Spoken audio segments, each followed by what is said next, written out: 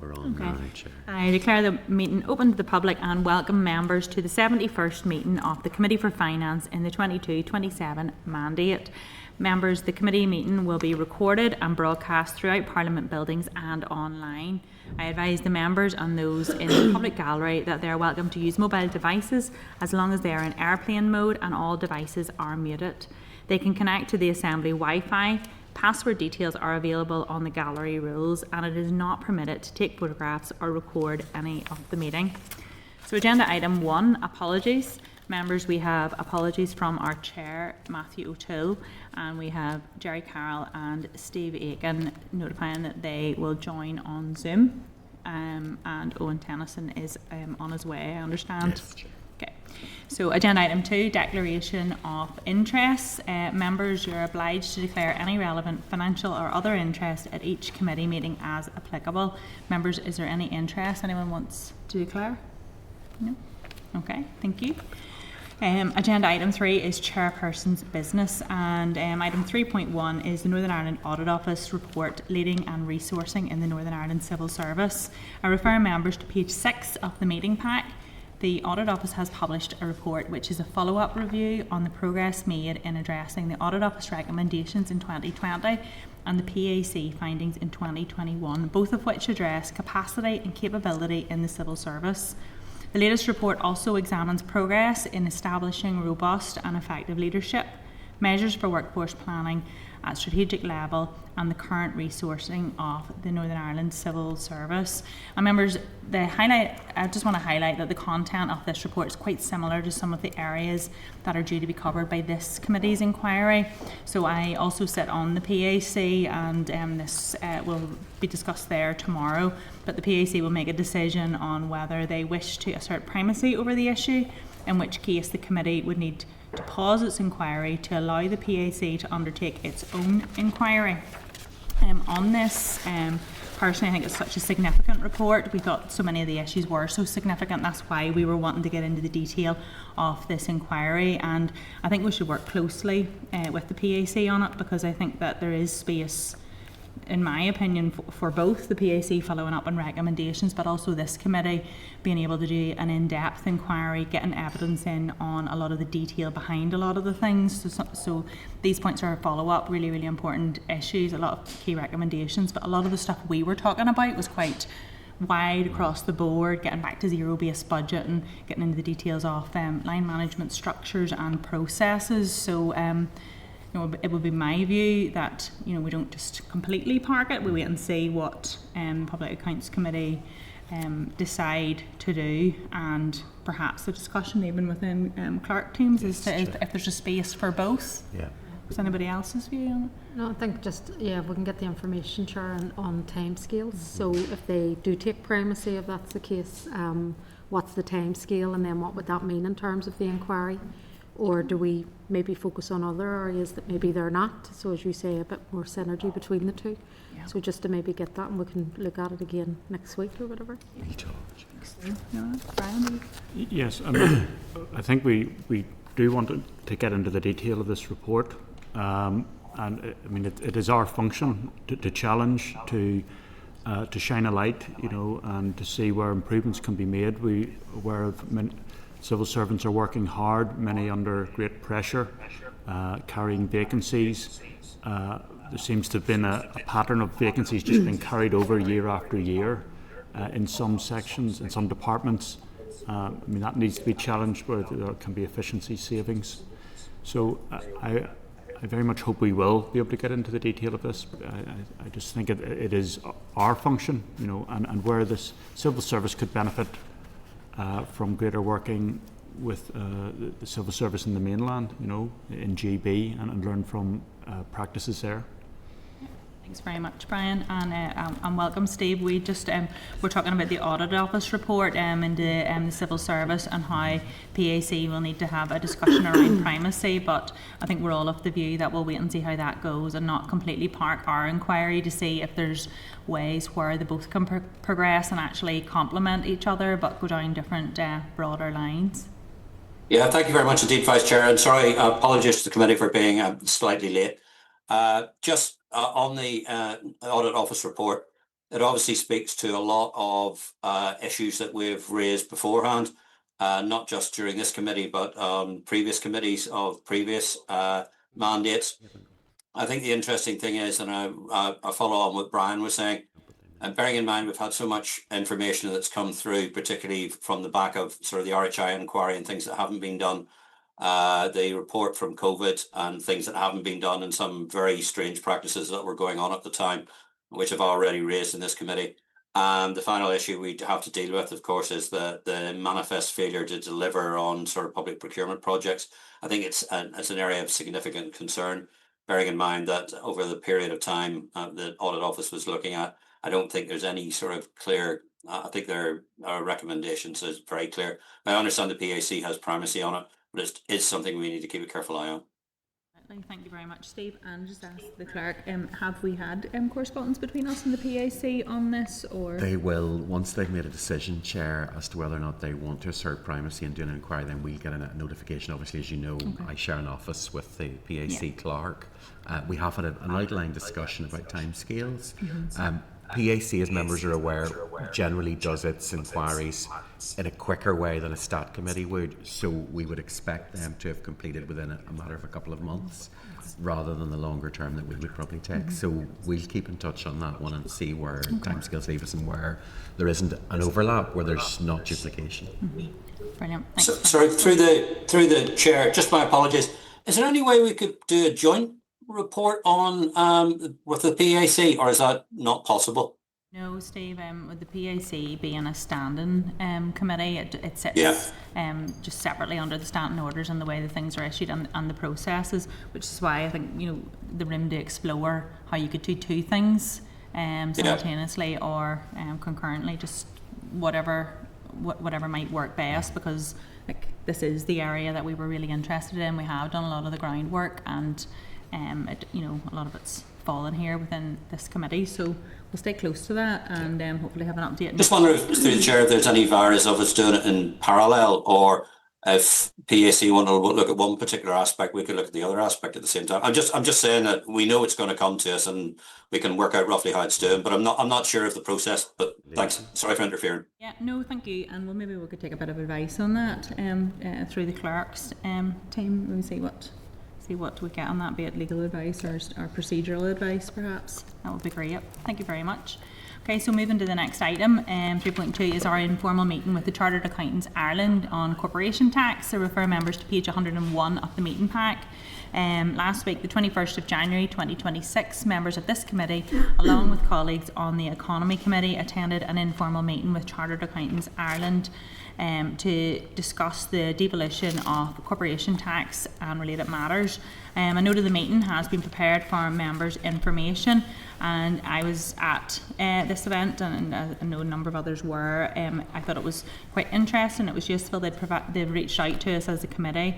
It's good to see them, committed. They're professionals in their field and bringing forward some really good examples, practical ideas, and things to take forward. So I thought it was really useful, and I thought it was a good crossover with our colleagues on the Economy Committee. It was a good session. I think that we complemented each other in what we were able to bring to that. Does any other members want to comment on it? No? Okay. Well, members, are you happy to note this and add to our information on file? Yep. Thank you. Thank you. Okay, so agenda item number 4 is the draft minutes of the meeting held on the 21st of January 26. Refer members to page 104 of the meeting pack.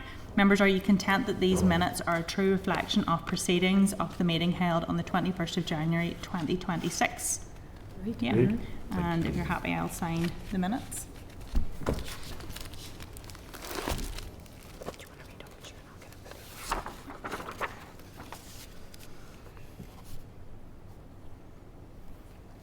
you go.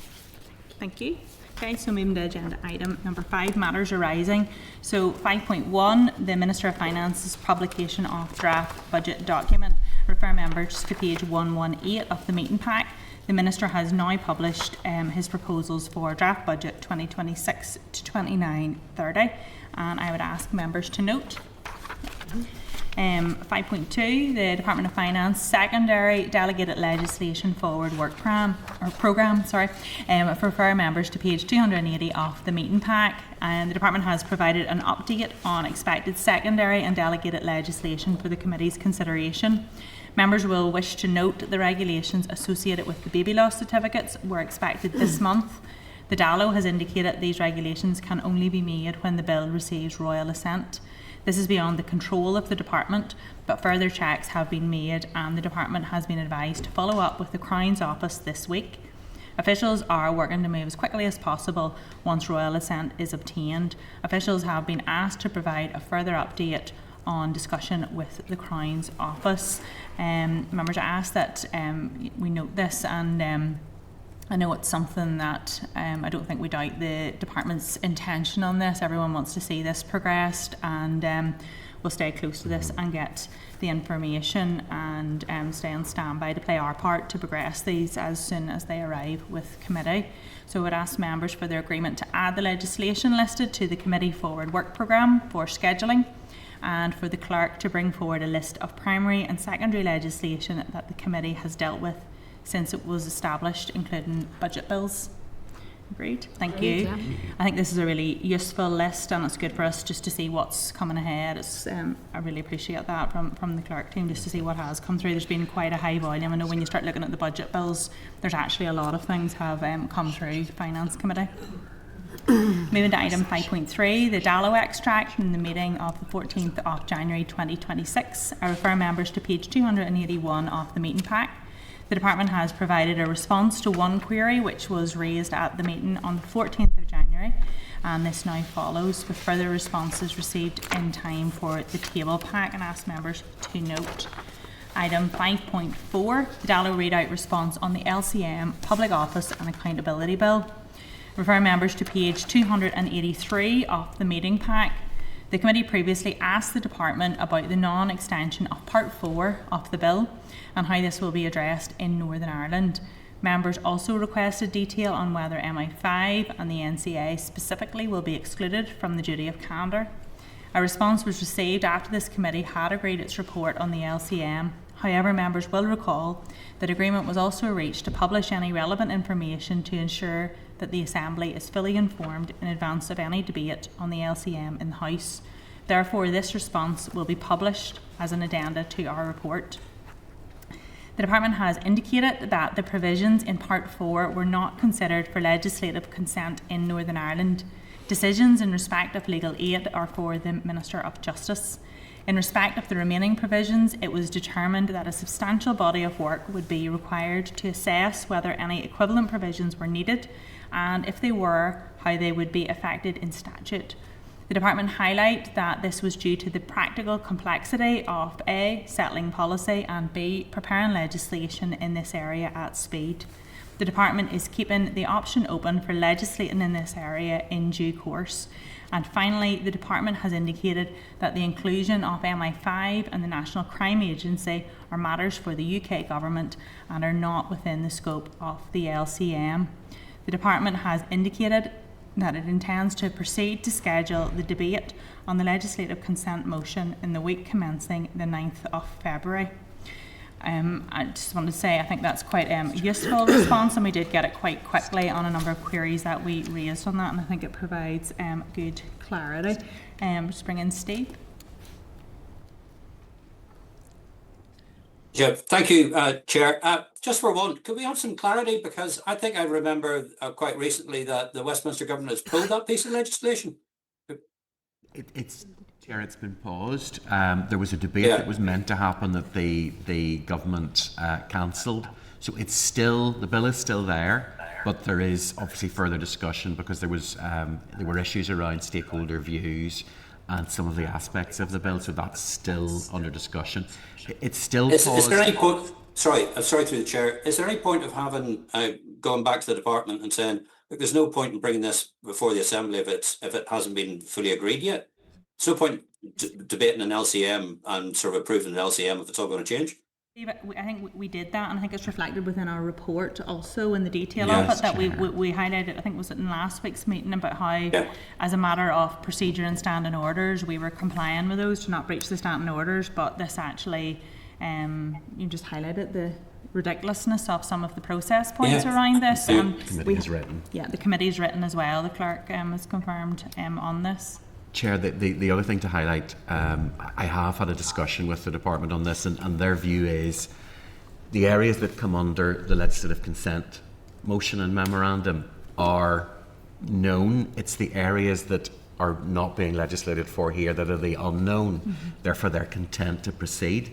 The bill is still sitting paused at report stage in the Commons. However, as the department has confirmed, there is nothing still up for discussion and debate within Westminster that actually will fall into the legislative consent process here. So the Minister feels comfortable in proceeding on that basis, and the department has confirmed the legislative consent motion will be scheduled for the 9th. I very Rumsfeld of you, Clark. One tries one's best, Chair. Yeah, no, thank you, Steve. And I do think the clarity around part 4 and why it's not included and the queries around it. And I know Deirdre and myself had asked questions about it whenever we were down at LPS on it. So I think that the feedback and what you're saying is when those were the more controversial items, that they're not in it, they're not in the LCM, but we have raised this process point in our report and have written as well. Okay, so are members content to note? Thank you. Item 5.5 is correspondence from the Communities Committee regarding the National Wealth Fund and the Warm Homes Plan. I refer members to page 285 of the meeting pack. The Communities Committee has asked this committee if it has knowledge of a UK Government £13.2 billion fund Warm Homes Plan, which provides funding through grants and low interest loans for improved insulation and other energy saving measures such as solar panels, batteries and to low carbon heating. I would ask for members' agreement to forward this correspondence to the Department of Finance for answer. Great, thank you. Item 5.6, correspondence from the Communities Committee regarding the Local Growth Fund and Treasury Communications. I refer members to page 289 of the meeting pack. The Communities Committee has written to the Minister of Finance regarding the Local Growth Fund. This committee has been copied into the correspondence as a courtesy and asked members to note this. Item 5.7, Stuart Dixon's Private Members Bill. We had mentioned this previously in committee, and I refer members to page 294 of the meeting pack for a response from Stuart Dixon MLA regarding his Private Members Bill on social value, confirming that drafting has not yet begun, but an update will be provided when a clearer timetable is available. And I spoke to Stuart briefly, and the clerk maybe add to this. It just outlined that this is a simple clause Private Members Bill that will just bring in a line on social value to procurement, which is just bringing in something that exists somewhere else. It's not particularly complicated or time-consuming one, is that? Yeah, correct? that's exactly what he had said to me, Chair, too. It's not a policy framework or anything like that. It's principles. So it's not going to be a complex or lengthy bill. So it shouldn't take long to draft, assuming it's not stuck in a jam, if you know what I mean, in terms of availability. And I think that it was something, if I remember correctly, I think Conor Murphy had brought it in under procurement guidelines previously, so it's sitting there as a procurement note, just not a piece of legislation. So I think it would be a direct copy across. So I would seek members' agreement to consider scheduling an oral briefing with Stuart when the drafting is complete and a potential introduction date is known. Agreed? Thank you. Item 5.8, correspondence from the Northern Ireland Scrutiny Committee on Carbon Border Adjustment Mechanism. I refer members to page 296 of the meeting pack for a response from the Northern Ireland Scrutiny Committee to the Secretary of State for Northern Ireland regarding a Carbon Border Adjustment Mechanism and Greenhouse Gas Emission Allowance. Members will recall the previous correspondence from the meeting on the 14th of January. We've been copied in to this latest response as a courtesy. I ask members to note. Thank you. Item 5.9, correspondence from the Northern Ireland Scrutiny Committee on the Trader Support Service. I refer members to page 301 of the meeting pack for a response from the Northern Ireland Scrutiny Committee to the Financial Secretary to the Treasury regarding the Trader Support Service satisfaction scores. Members will recall the ongoing correspondence from last week and the previous week's meetings. Again, we've been copied into this as a courtesy. Members, are you happy to note? Thank you. Chair. So moving to the table pack, and item 5.10 is the DALO readout response on the consultation on divorce and dissolution of civil partnerships. And I refer members to page 3 of the table pack. At the meeting on the 14th of January 2026, the committee requested an update from the department on the consultation on divorce and dissolution of civil partnerships. The department indicated that an executive paper was circulated by the Finance Minister on the 18th of December 2025, seeking views and agreement to proceed with legislation to make the changes to the substantive law of divorce and dissolution of civil partnerships. The Department and Minister will continue to press for the paper to be considered and agreed as soon as possible, and ask members to note. Item 5.11, the DALO readout response on Victoria Hall and property disposal. I refer members to page 4 of the tabled pack. At our meeting on the 14th of January, members had noted a reference to the disposal of Victoria Hall as part of the January in-year technical exercise. The committee questioned the amount referenced and asked the department to adhere to a previous commitment to us and provide a summary of property disposals. The department has indicated that the sale of Victoria Hall completed on the 5th of December 2025, and the updated position was included in the context of providing the January in-year technical exercise briefing paper to the committee on the 13th of January 2026. Further updates on disposals will be provided to the committee at the earliest opportunity. Members, if you remember back to the last financial year, there were a couple of significant disposals, and we've been looking at the wider civil service office estate strategy. Whenever these disposals came through, we had asked for information, and we had got minutes on the process, whether it was D1, whether it went to public sale, what bids were provided. We handled a lot of that in closed session, but it enabled us to have proper scrutiny over how the disposal of significant public sector pieces of property of the estate were being managed, and they had agreed to provide us that going forward. So whenever we noticed this on Victoria Hall, we hadn't got it, and we've asked for it. So it would be my view that this comment still doesn't really provide that to be able to scrutinise the disposal and whether it achieved best value for money and was in the public interest. I think we need that level of detail again. Any other members comment on that? Would members be in agreement that we continue to seek out appropriate response to the department and get an update on the civil service estate strategy? The committee was last updated in May 2025, so it would be useful perhaps if we were able to schedule an update for this committee after Easter recess. Members be content? Thank you, Chair. Thank you. Okay, so moving to item 5.12, the DALO readout response on the LCM on cybersecurity and resilience network and information systems bill. Refer members to page 5 of the tabled pack. The committee had asked the department for information on what work still needed to be progressed in relation to this LCM.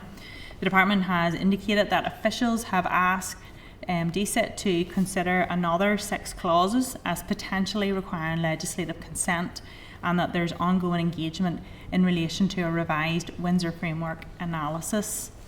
I would ask for members' agreement to ask the department to ensure that this committee is kept fully up to date in relation to developments and progress with this LCM. Members content? Thank you. Okay, so we move to agenda item 6, which is the Administrative and Financial Provisions Bill, where we're scheduled for oral briefing with the Department of Education officials. So refer members to page 308 of the meeting pack for a clerk's memo on this oral briefing. Also included to assist members during the session were the Committee for Education response dated the 4th of December 2025 in relation to clause 11 of the bill at page 311 of the meeting pack. Department of Finance correspondence dated 28th of October 2025 regarding an expansion of clause 11 of the bill at page 313 of the meeting pack, and the Department of Education response dated the 15th of August 2025 to the Education Committee researcher in relation to a number of queries raised on the bill at page 315 of the meeting pack. And I would remind members there is currently one clause in the bill as drafted for which the Department of Education has responsibility, and this is related to postgraduate qualifications in educational psychology, and that is clause 11. This will provide the Department for Education with a specific power to make payments to both students and to higher education bodies in respect of a bespoke postgraduate course in educational psychology. However, the committee has been informed that the Education Minister wishes to expand this clause to include the power to introduce a new initial teacher education bursary scheme. The Education Committee has completed its scrutiny of the clause, indicating that it is content with clause 11 as drafted.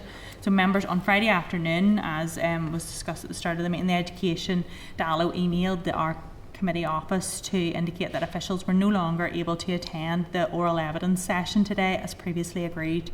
When asked for an alternative date, with the 11th of February being proposed, this date was the indicative date for this committee to consider an options paper on amendments to the bill in closed session with the bill clerk. So just invite members to discuss and agree a way forward. Clerk, do you want to speak to? Chair, we can reschedule for the 11th, and what it'll probably mean is we will look at changing the dates we had originally intended to look at the options papers. So we'll prioritise Fiscal Council first, because the final oral evidence on that is scheduled for next week with the Audit Office. And we can reschedule, we can do this as a rescheduling exercise, so we can accommodate the 11th, and then we'll bring the options paper in after that, probably the same session. But it shouldn't disrupt us too much, and we still, touch wood, are good on our timetable. I'm almost afraid to say that out loud, Chair, but we're still okay. Would members be in agreement with what the clerk has put forward? Yep. Okay. Thank you, Chair. Sorry, Brian. Was it just purely a diary non-availability then? I think it's possibly, we've been very specific in wanting to talk further about the amendment, and it may simply be that the detail on the amendment isn't complete yet. It's a bit of a tricky one. Normally you would seek that kind of oral evidence based on the bill as drafted. However, because we've learned so early on that there's an intention to expand the clause, we'd asked for them to include that just to get a better understanding of financial impact as a key thing. So I think it's probably just a case of getting all those ducks in a row. It's not going to be a problem. We can reschedule, Chair. That'll work. We can make that work. So we don't have the actual wording that they're proposing? No. And hopefully we would receive it before the 11th of February? Ideally, you would want to be able to deal with that specifically, although I can make no promises. It's going to be up to the department to decide how to do that, but ideally we need to know the parameters so that you can assess that financial impact. Okay. So members, would you be in agreement to inform the Education Committee about our session today and the agreement that we've reached? Yeah. Okay, thank you. So moving to agenda item 7, the Northern Ireland Fiscal Council Bill, our committee deliberations. Members, we have no papers to consider under this standing agenda item this week, and as mentioned by the clerk, next week we will have the Audit Office in giving their evidence on this. So moving to agenda item 8, SR 2026-7, the rates making and levying of difference rates regulations Northern Ireland 2026. And I refer members to page 320 of the meeting pack for a clerk's cover note and relevant correspondence from the department. The department has formally laid a statutory rule which will update the optional conversion factors that councils may wish to use when settling their district rates. It will allow one rate setting decision to be made by a district council in relation to both the domestic and non-domestic part of each council's tax base. At its meeting of the 3rd of December 2025, members considered the SL1 policy proposal for this rule, and at the same meeting, the Director of Rate and Policy briefed the committee on this and on other proposed delegated legislation. Members indicated that they were content with the proposed rule, and the department highlighted that there have been no changes to the policy proposal since that time. Members have been provided with the Hansard transcript of the evidence session with the Director of Rating. The relevant sections regarding this SR have been highlighted in red, found at pages 332 and 336 of your meeting pack. The rule is subject to negative resolution, and the end of the statutory period for this SR is the 17th of February 2026. The full details of the draft rule, consultation and impacts can be found at page 322 of the meeting pack. In our 54th report to the Assembly, which is being circulated by committee staff now, the Examiner of Statutory Rules has indicated that the rule does not need to be drawn to the special attention of the Assembly. I ask members if they are content with the statutory rule, and if so, I put this question to committee, that this Committee for Finance has considered SR 2026-7, the rates, making and levying of difference rates, regulations Northern Ireland 2026, and has no objection to the rule. Agreed. Agreed? Thank you.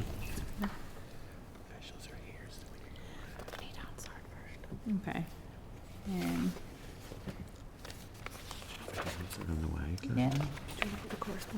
Let's, Chair, if we go to correspondence, Yeah, okay. we Just do have wait on officials Hansard. ready, it's just we're waiting on Hansard. Super. Okay, so we jump forward to agenda item 11, correspondence. At item 11.1, we've got correspondence from an individual, a complaint, and I refer members to page 410 of the meeting pack for further correspondence from an individual complaining about matters in the Department of Finance. And I would seek members' agreement to move into closed session for a few minutes to discuss the handling of this item. All We right. agreed? I was just going to press the button, Chair.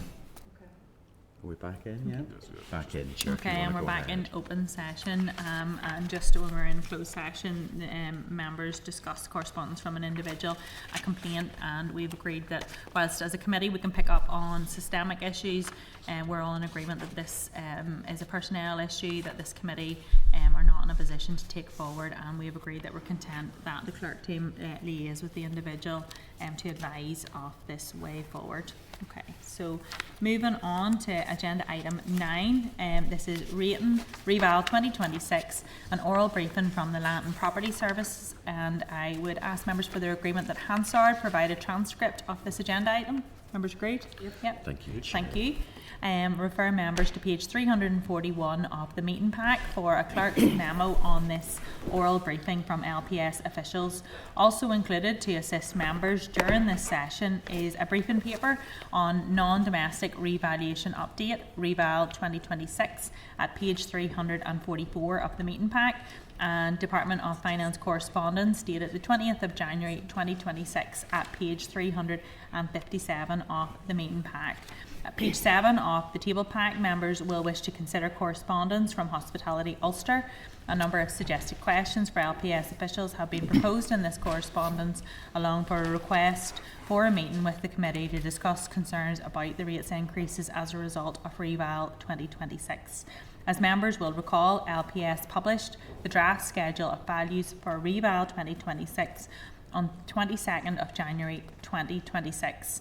This new valuation list is scheduled to take effect from the 1st of April 2026 in line with the statutory timetable. So I'm pleased to welcome Sharon Gallagher, the Chief Executive of LPS, Andrew McAvoy, Director of Rate and Policy Division, and Gary Humphrey, the Deputy Director of the Valuation within LPS Department of Finance. Just inform members that Angela McGrath, Director of Valuation, was to attend, but this has changed subsequent to the committee papers being previously issued. So really pleased to have you all here. Wasn't that long ago we were out with you, but good to see you all again. So Sharon, if I could invite you or our colleagues to provide an opening statement. Thank you. Thank you, Madam Chair, and thank you, members. We really appreciate the opportunity to brief the committee today on the draft outcomes of Reval 2026. I'm joined this afternoon by Andrew McAvoy, Director of Rating Policy, and Gary Humphrey, Deputy Director of Valuation, who leads the operational delivery of the non-domestic revaluation. Revaluation is a normal statutory process required by the Rates Order 1977. It ensures that the rate system remains fair and up to date by redistributing rates in line with current rental values in the property market.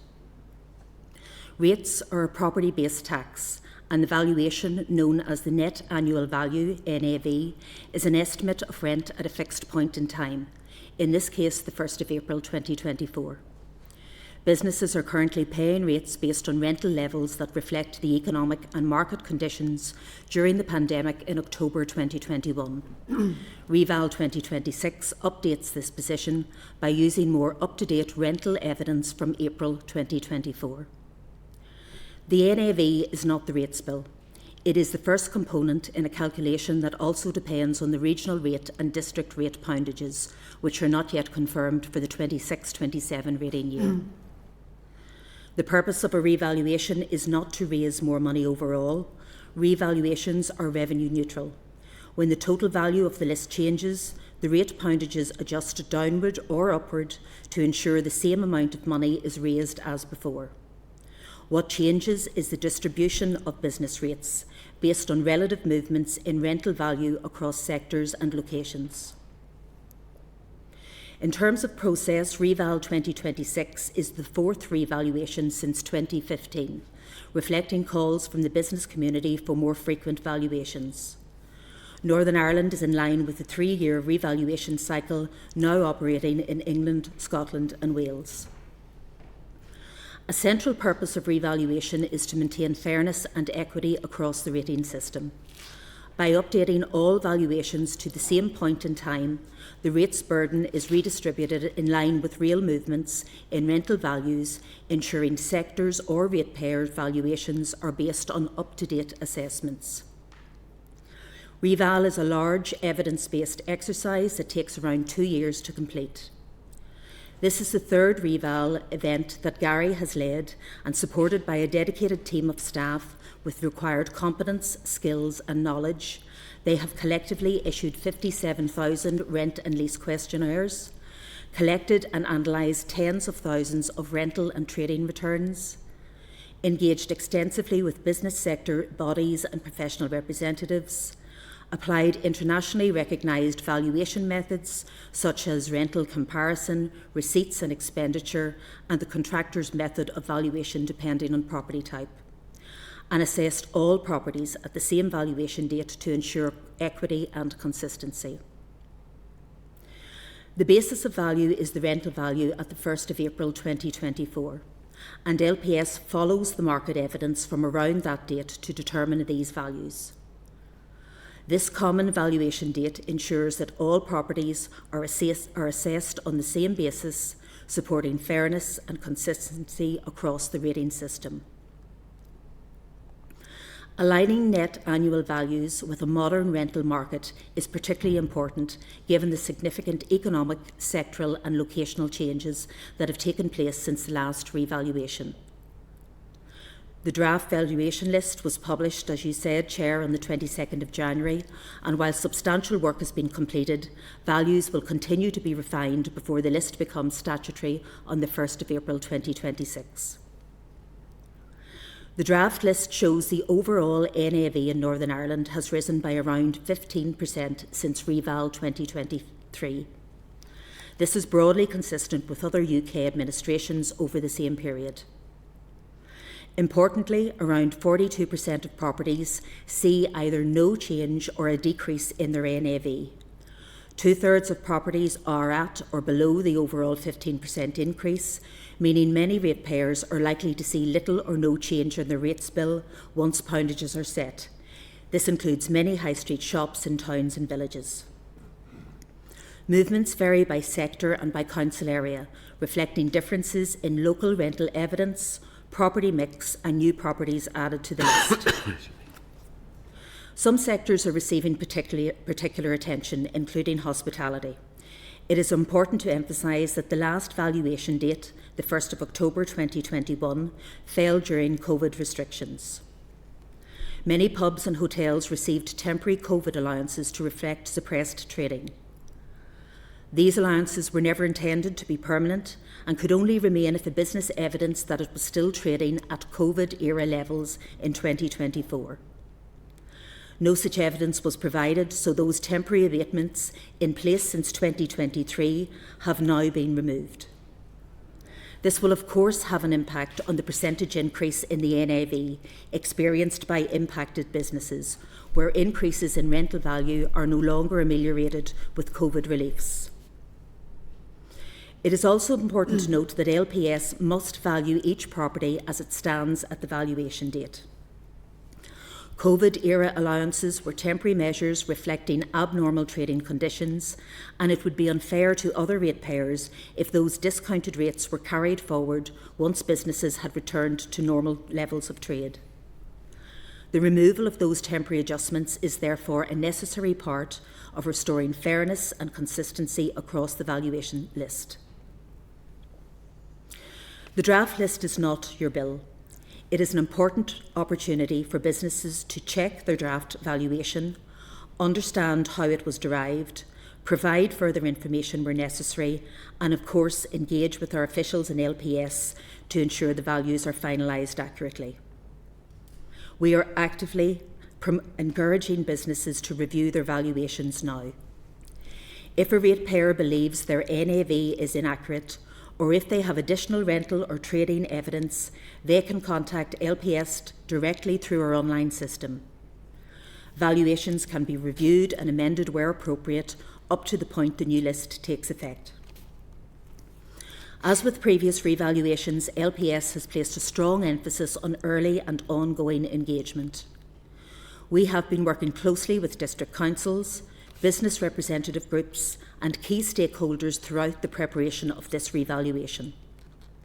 Over the coming weeks, we will also commence a Revaluation 2026 roadshow, similar to what happened in previous years, a programme of public information events delivered in partnership with local chambers of commerce.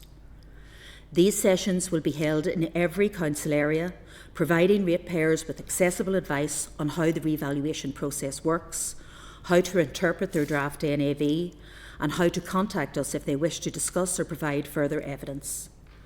The roadshow is designed to ensure that businesses have the support they need during this stage of the process. I know members are also probably keen to hear about ratings policy support, so I'll touch on this very briefly. The Minister has already recognised the pressures facing certain sectors and signalled in his Assembly statement on the 18th of November the need to explore additional support measures. The Department has been consulting on changes to the Small Business Rate Relief Scheme, SBRR, since early December. That scheme supports around 30,000 businesses, and the consultation has been seeking views on increasing support by raising reliefs and the scheme's upper valuation threshold. Importantly, in this context, the Minister's draft budget proposals set aside £10 million of funding for business rate support in 26-27. Members will be aware that the Chancellor announced a package of support for pubs yesterday, demonstrating that administrations right across these islands are grappling with similar challenges. We will be briefing the Minister on that Westminster intervention, how it interacts with our different rating system and how it aligns with the early findings from our consultation on SBRR. I would stress that the public consultation on business rate support does not close until tomorrow, so it would not be appropriate to prejudge its outcomes. As always, the responses will be assessed in an evidence-based manner. The Minister has been clear, however, that the need to consider support was identified through the work undertaken by Land and Property Services over the summer. Ultimately, any decisions on the scope, form or scale of support will be political decisions for the Minister and the Executive, and Minister O'Dowd's stated aim remains to deliver any agreed support for April 2026. I would emphasise that legislating for targeted relief is not the obstacle, as this has been done rapidly before. The key issues are funding, scope, fairness and a clear policy rationale. Those considerations cannot be resolved until the broader multi-year budget position is settled, and that sits beyond the remit of Land and Property Services. In closing, Chair, this is a brief overview of where the project stands, the key outcomes emerging from the draft list and the steps we are taking to support ratepayers through this phase. My team and I are acutely aware that some owners are extremely concerned as they consider the potential impacts for their business, and I would wish to assure this committee we are here to support those impacted. If business owners are concerned, they should contact LPS through the dedicated online Reval portal. As a first and most important step, we will ensure your assessment is correct, taking all relevant information into account. The reval marks the start of a process for rate setting, and we are keen to continue to support businesses throughout. Chair, that's all I wanted to say at this point. I appreciate that the opening remarks were longer than normal, but I wanted to give you a full feel for where we are. Thank you. Thank you very much, Sharon, and thank you for those comprehensive remarks. And we as a committee have worked with you and your team on LPS. We know the high standards that you operate to, and I have no doubt that in conducting this revaluation process, all the policies, the procedures have been followed by yourselves to bring this forward in line with the procedures that are in place. But to that, you have brought this revaluation process forward and set it out there. You mentioned political decisions. Could you confirm to me that the Minister could instruct this revaluation process not to proceed if he chose to? There would be certain considerations.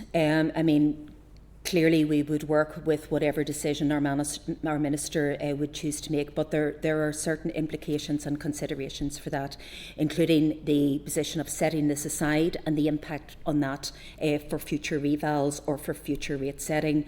There is undoubtedly some major considerations for some stakeholders, but many stakeholders actually will benefit from that, and a decision to pause or stop the reval process would be quite a considerable decision to make and would need to be very, very carefully thought through in terms of consequences and implications. But in terms of yourselves presenting the academic numbers, the Minister does have the power and is able to pause this if he chooses? The Minister's decision will be at his discretion. Clearly we will need to give the Minister advice in that regard in terms of the implications for that, but that decision has not been made at this point. We are still very actively in the process of finalising a process, engaging with stakeholders and working with those stakeholders to understand what the significant issues are and how we might help them step those through. Importantly, we have around 50%, and I know this was mentioned earlier in the week, we have about 50% engagement rate across the piece and around 30% with hospitality. It is important that anyone with concerns reaches out to the team to provide the information so that we can make a proper and informed assessment. But ultimately, this is the Minister's decision. If he instructs it not to proceed, that would be the case. So from my perspective, Chair, LPS has followed a process. We have completed that process, or will come to a point of completing that process, which is providing a basis of fair distribution of rates moving forward. Then it's for the Minister to decide on whether he takes that or not. Those decisions are outside of my control, but the decision to run reval was made some time ago. This has been over 2 years in gestation and bringing it to this point. So there has been a considerable amount of time and effort in coming to this point, and ultimately we are in a 3-year cycle. I mentioned earlier the number of revals we've done. This is something the business community have asked us to do. We are in line with methodology-wise and policy-wise and approach-wise with all other jurisdictions. So we have in LPS completed an open, transparent and fair position upon which rating can be set moving forward. So LPS has followed all the procedures, so it's a political decision now? Yes. Indeed. Okay, thank you. Whenever this came through and the acute rises facing the hospitality sector became apparent, did the Minister raise any concerns? So we are still in a process, and the reason why the Minister published in January in line with previous is to allow this engagement to happen. We see this as positive. We see coming to you today and having the opportunity to speak to stakeholders to be positive. We want to understand the impacts. We want people to come to us with the information, and ultimately we want to ensure that this is a fair process. The methodology is tried and tested and used right across right across England, Scotland, Wales and here. So we need the information to ensure their valuations are correct, and until we are in that position, the full implications are not yet known because we haven't finalised the list yet. So the more opportunity we have to speak to people, to speak to you as political reps, to speak to businesses, to speak to stakeholders, the better this process will conclude in terms of the action that we have in LPS, which is to carry out a revaluation at a point in time which calibrates the burden of paying rates across businesses based on market forces at a point in time. And for those of us who aren't valuers or professionals in this field coming in on this, it does seem quite unusual in this particular sector to take the turnover rather than the profit of the organisations, and I understand that's what other jurisdictions do, but in Scotland and England I know that they're currently reviewing the process, and I just wanted to ask, is this under review here in Northern Ireland? And you'd mentioned about, you know, the low response rate to the questionnaires and encouraging people to engage. Do you think the low response rate means that this actual valuation is fundamentally flawed? No, I don't at all. The low response rate has been consistent in previous revaluations. The methodology we have worked, and I'll ask Gary to come in terms of the three different approaches that are used and why we use that and considerations elsewhere. But what I would assure yourself, Chair, and this committee is that we continue to engage and have very positive and constructive engagements with businesses and their representatives in terms of the approach, in terms of the methodologies, and in terms of the best way to undertake the assessment. It is not in our interest to be unfair. It is in our interest to be open, to be transparent. If you see this year, for example, the new portal has the maps where anyone can look at any valuation. So we want to be transparent, and where people believe that we have used incorrect or flawed information, please provide that information. We know that stakeholders' representatives are encouraging their members to participate in the process, to provide information. That isn't yet at a level that we would think that, you know, there's still a way to go, is really what I'm saying here. So I don't believe it's flawed. But I think if people are concerned about the revaluation, they need to come to us, they need to provide the information, and they need to have the conversation with us, because we are ready to talk. On the different methodologies, I'm happy to bring Gary in just to explain the difference and why we use those, if that's helpful. Okay, I'll try and keep it brief, but we've got three real methods of valuation that we use. So what we're trying to do is we're trying to replicate a rental value at a fixed point in time. So that's why we go out to the industries and the market to try and get as much information. So we send out those rental lease questionnaires. We issued around 57,000. We got a 50% response rate, which, given the context of property tax, is not a bad response rate. But what we're trying to do is get as much information as possible. So within our and it's just really what we're doing is replicating the market, how the market works to assess a rental value. So there's three main methods. We've got the comparable, or we call rental method, and we use that for our bulk properties. That's shops, offices. It's our preferred approach. It's where there is enough sufficient rental information, we will use that. The receipts and expenditure method, so that's the one that's used for pubs, hospitality, hotels, and cinemas. And why we do that is because in the rental market, the rent that somebody would pay for that property is influenced by the ability of that property to generate a turnover. So obviously, if you could generate more turnover, you could potentially pay more in rent. So again, we're just following the market in that approach. And then finally, we also have the contractors method. So that's for properties that never let. So an example would actually be this building here. And what we do is we try and estimate how much it would cost to replace that property. And then we adjust it for, you know, the age and obsolescence, and obviously if there's superfluidity, we call it, surplus. And then that's multiplied by what's called a statutory decapitalisation rate. I'm conscious it might become a bit technical, but what that does is that converts a capital value then to a rental value. So those are the three main methods we use. And as I say, we're just trying to replicate the market. Where other jurisdictions are reviewing that, is it under review in Northern Ireland at all? Well, we're waiting to see what the outcome is, but Yeah. once, you know, so I sit on a couple of harmonisation groups, and we will be in communications about that, and we are awaiting the outcome. Minister has said that as well in terms of the statement in November, that he will be taking account of what's happening in Scotland and England yesterday.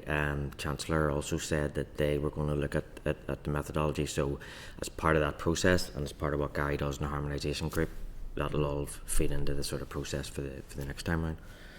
Chair, I would just add, Gary's being modest there in terms of saying we're waiting to see what's happening in other jurisdictions. Gary and others are fully involved in those conversations, and any information, any evidence that stakeholders give us, we bring to that table. We are sitting at that table and we will inform those decisions as well and brief the Minister. So again, it's back to making sure that the information is available and that we maintain very positive, open relationships with stakeholders. And just the question you asked me was, do I believe it's fair? I think the outworkings of it may feel unfair to certain people who have very high increases. The responsibility of Reval is to create fairness across all businesses, so fairness in the system. So it's really important that that message is brought across today. That's our motivation. Thank you. And just one final one from me. Sharon, you had mentioned the small business rates relief consultation and it closing tomorrow. Just kind of two things on it. I've had a lot of people in touch with me saying they've either already responded or they're looking at it in a different light in light of the valuation. So I don't know if it's potential that could maybe be extended or or consideration given to how perhaps the goalposts have moved for some people in the time that this consultation's been open. But I wanted to ask on this, how many businesses would effectively be knocked out of the small business rate relief scheme based on this revaluation? Have you got an idea of that? Well, I'll ask Andrew to come in on the last point. In terms of the first point, clearly we'll take that point back. There is a time frame, obviously, because we'd wanted implementation for the 1st of April this year, so that will have an impact. But I mean, we certainly hear what you're saying today in terms of the first point and some discretion on that. But there's still 24 hours left, and there's been a huge amount of engagement done to date. The Minister did understand, and when Andrew particularly was engaging over the summer, he realised, and the briefing to the Minister recommendations was this needed to be looked at. So we're in the right space, but we will take that back. Andrew, if you want to cover the second point then. Yeah, so just in terms of the businesses and the cohort within it, we're working through the new valuation list as well in terms of the new data. We obviously had done the options on the basis of the current list. For the overall levels, the value of the relief is increased under the consultation proposals. We will see shifts at any reval where people come in and out of small business rate relief, but in the consultation document we deliberately made the point that we know that there will be shifts at reval, and that's part of the rationale behind the uplift in the threshold as well as the increase in the percentage amounts. And in terms of just the people responding, so obviously, I mean, it's daily contact at this point in time with Hospitality Ulster, but I've been on to them. They have got their consultation response in this week to reflect after the new valuation list was published, to reflect the fact that the views of the sector. And I'm working with their researcher if they want to supplement it in point, and if businesses want to come in after the fact, that it can still be taken into account. So we're not shutting the door to anybody, but we are conscious, as Sharon says, of trying to also deliver the changes that people want for the 1st of April, which is why we've kept to such a tight time frame all along. We want to get the benefit of it as soon as possible. Yeah, just as I say, there's just a lot of moving pieces just at the one time affecting businesses, and people are concerned and right to raise them, but it's good to know that we can work with you and work on behalf of constituents. Sorry, I would say as well, in terms of the engagement with the sector, I mean, so obviously we've been engaging with them since the summer in a sort of continuous process, not just hospitality but retail, all the manufacturing, everyone. In terms of the sort of feedback, it is important to outline that the wider context is we're looking at the rates end of things, but there is a much bigger picture with issues outside the direct control of the executive in relation to the VAT situation, the VAT in South, and likewise with the implications from the autumn budget last year and the continued effects of that in terms of the operating costs of business as well as energy costs, staff recruitment, entrenchment, things like that. So yes, we're looking at rates, but we are having to also be aware of that wider picture in the context of the support picture. And I just had asked, have you an idea of how many business might be knocked out of the small business rate relief scheme on the back of the valuation? If you don't have it, if there's something you could share with the committee even afterwards. We don't have it at the moment. We're trying to formulate the advice for the Minister for next week to try to move this forward as quickly as possible.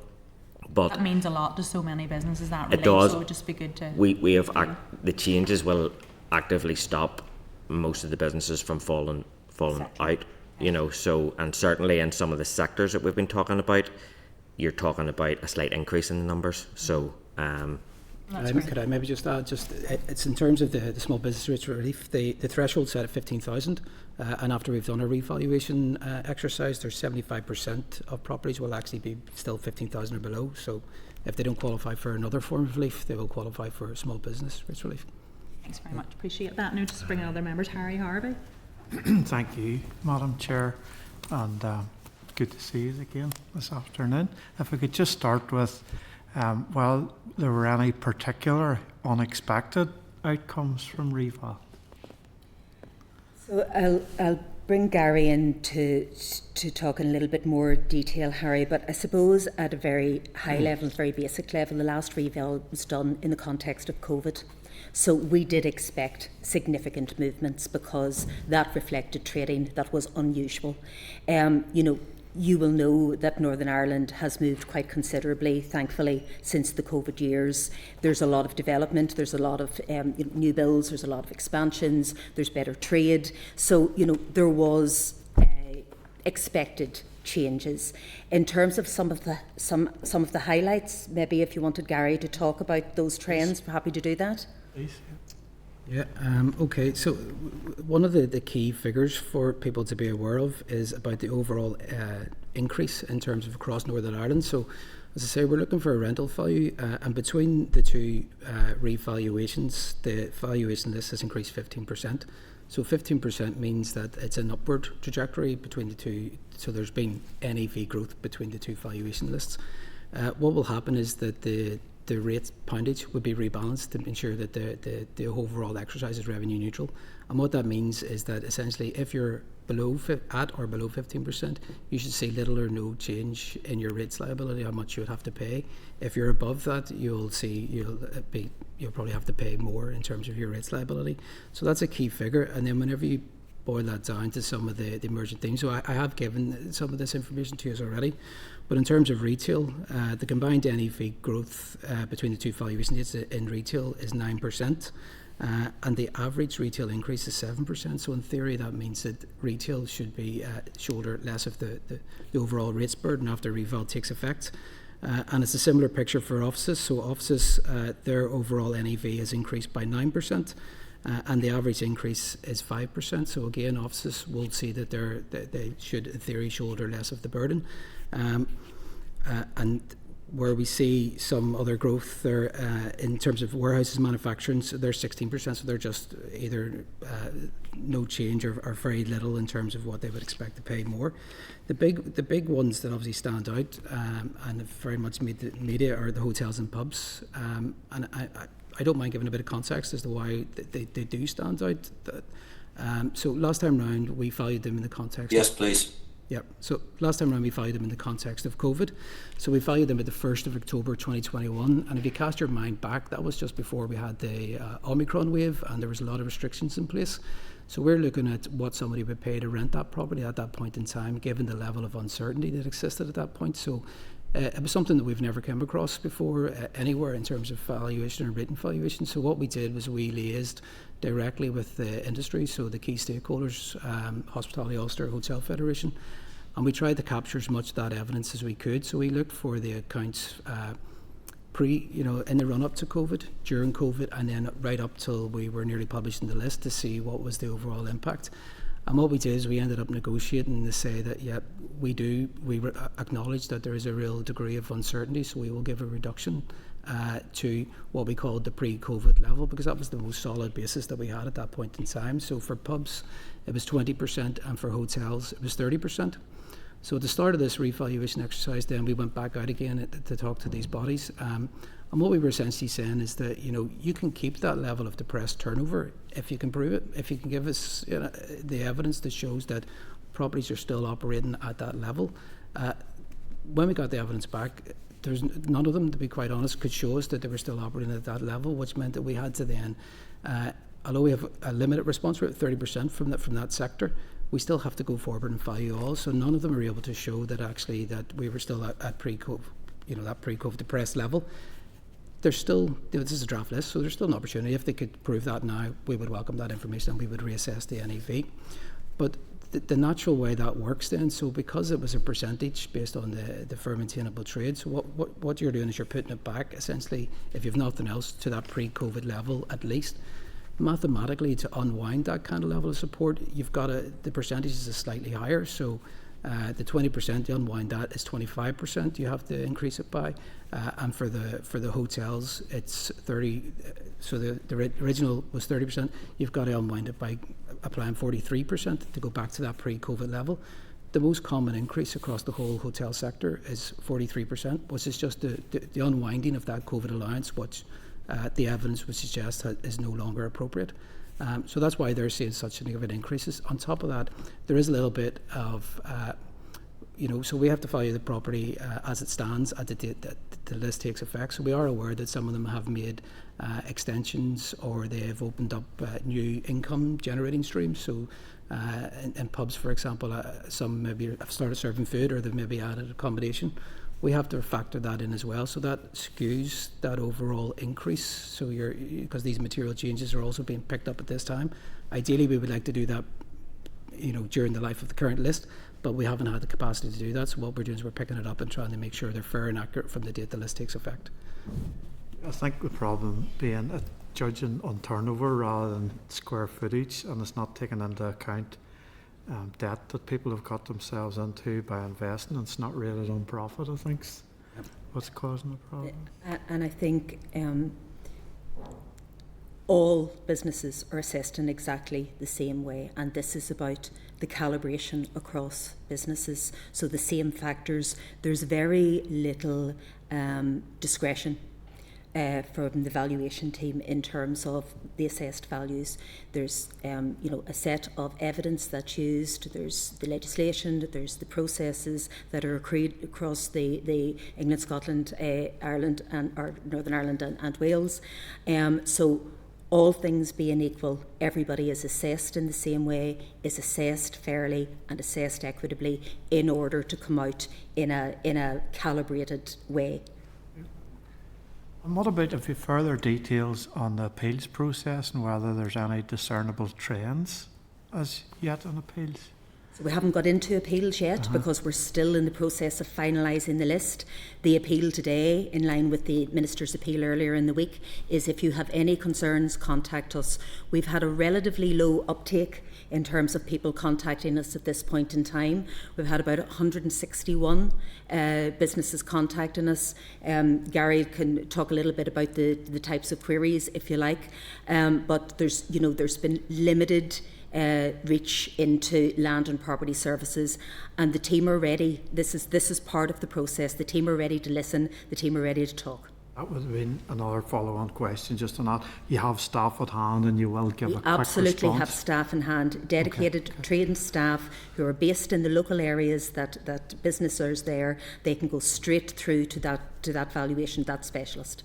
And just to finish with, the Minister said in the Chamber that many properties experienced a downward valuation. This hasn't been what I have seen so far.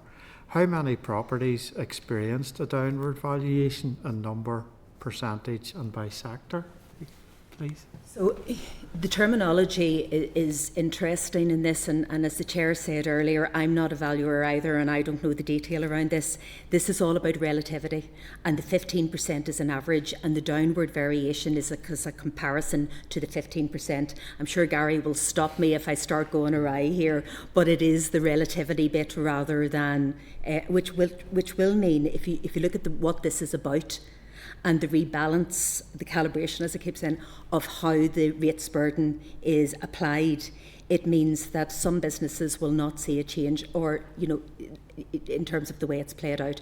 Gary may want to add more or may want to correct me and if I've led the committee astray in any way, but I'm trying to keep it as straightforward as it possibly can because it does get very technical.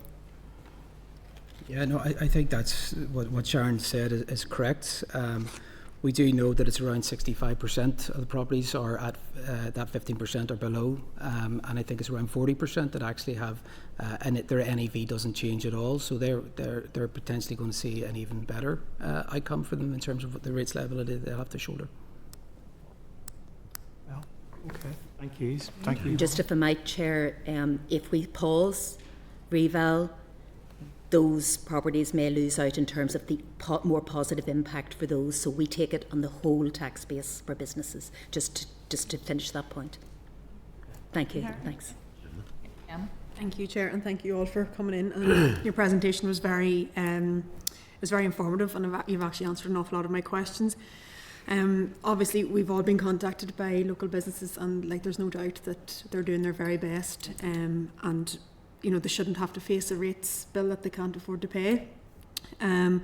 But Sharon, you, following on from the Chair's point, could you elaborate on, apart from some businesses getting away from their reduction, if the Minister was to pause or cancel the reval, what would be the implications of that? Well, the primary one is that we haven't put equity back in the system because we're still going back to 2021 trading in COVID. So the 2024 was to put everybody on an even playing field, to assess everyone at the same time in the same conditions. If we paused that, we would continue to have an inequality. So different businesses will have experienced different experiences in that period of time over the 5 years. So primarily it's an inequality piece. Secondly, I guess, and importantly, this is the tried and tested methodology that's used right across England, Scotland and Wales. You know, there is no alternative in place at this point in time because we have been working with our counterparts to try and understand, and will continue to work with our counterparts to try and understand the most fair way forward. So I guess the main thing is, if you pause it now, where does this bring you in terms of the next steps? Because we have went through all of the work, we've applied the methodology, everyone has had the same opportunity to provide the information. And as we sit here today, we have an assessment that's coming to finalisation where we have calibrated across the 75,000 businesses in Northern Ireland where what percentage of the rates burden they should shoulder based on their operating arrangements. Okay, no, fair enough. And you mentioned, I was actually shocked that only 161 businesses have contacted you this week. It is since last Friday, is it? As it closed last night, yes. Yeah. So Gary, could you give us an outline of what sort of queries you're getting? Or? Yeah, the queries so far have all been quite modest, to be quite honest. You know, I think there is a lot of alarm at times whenever you see the large increases that people sometimes mistake the valuation for the rates bill. So there's sometimes that's the kind of queries.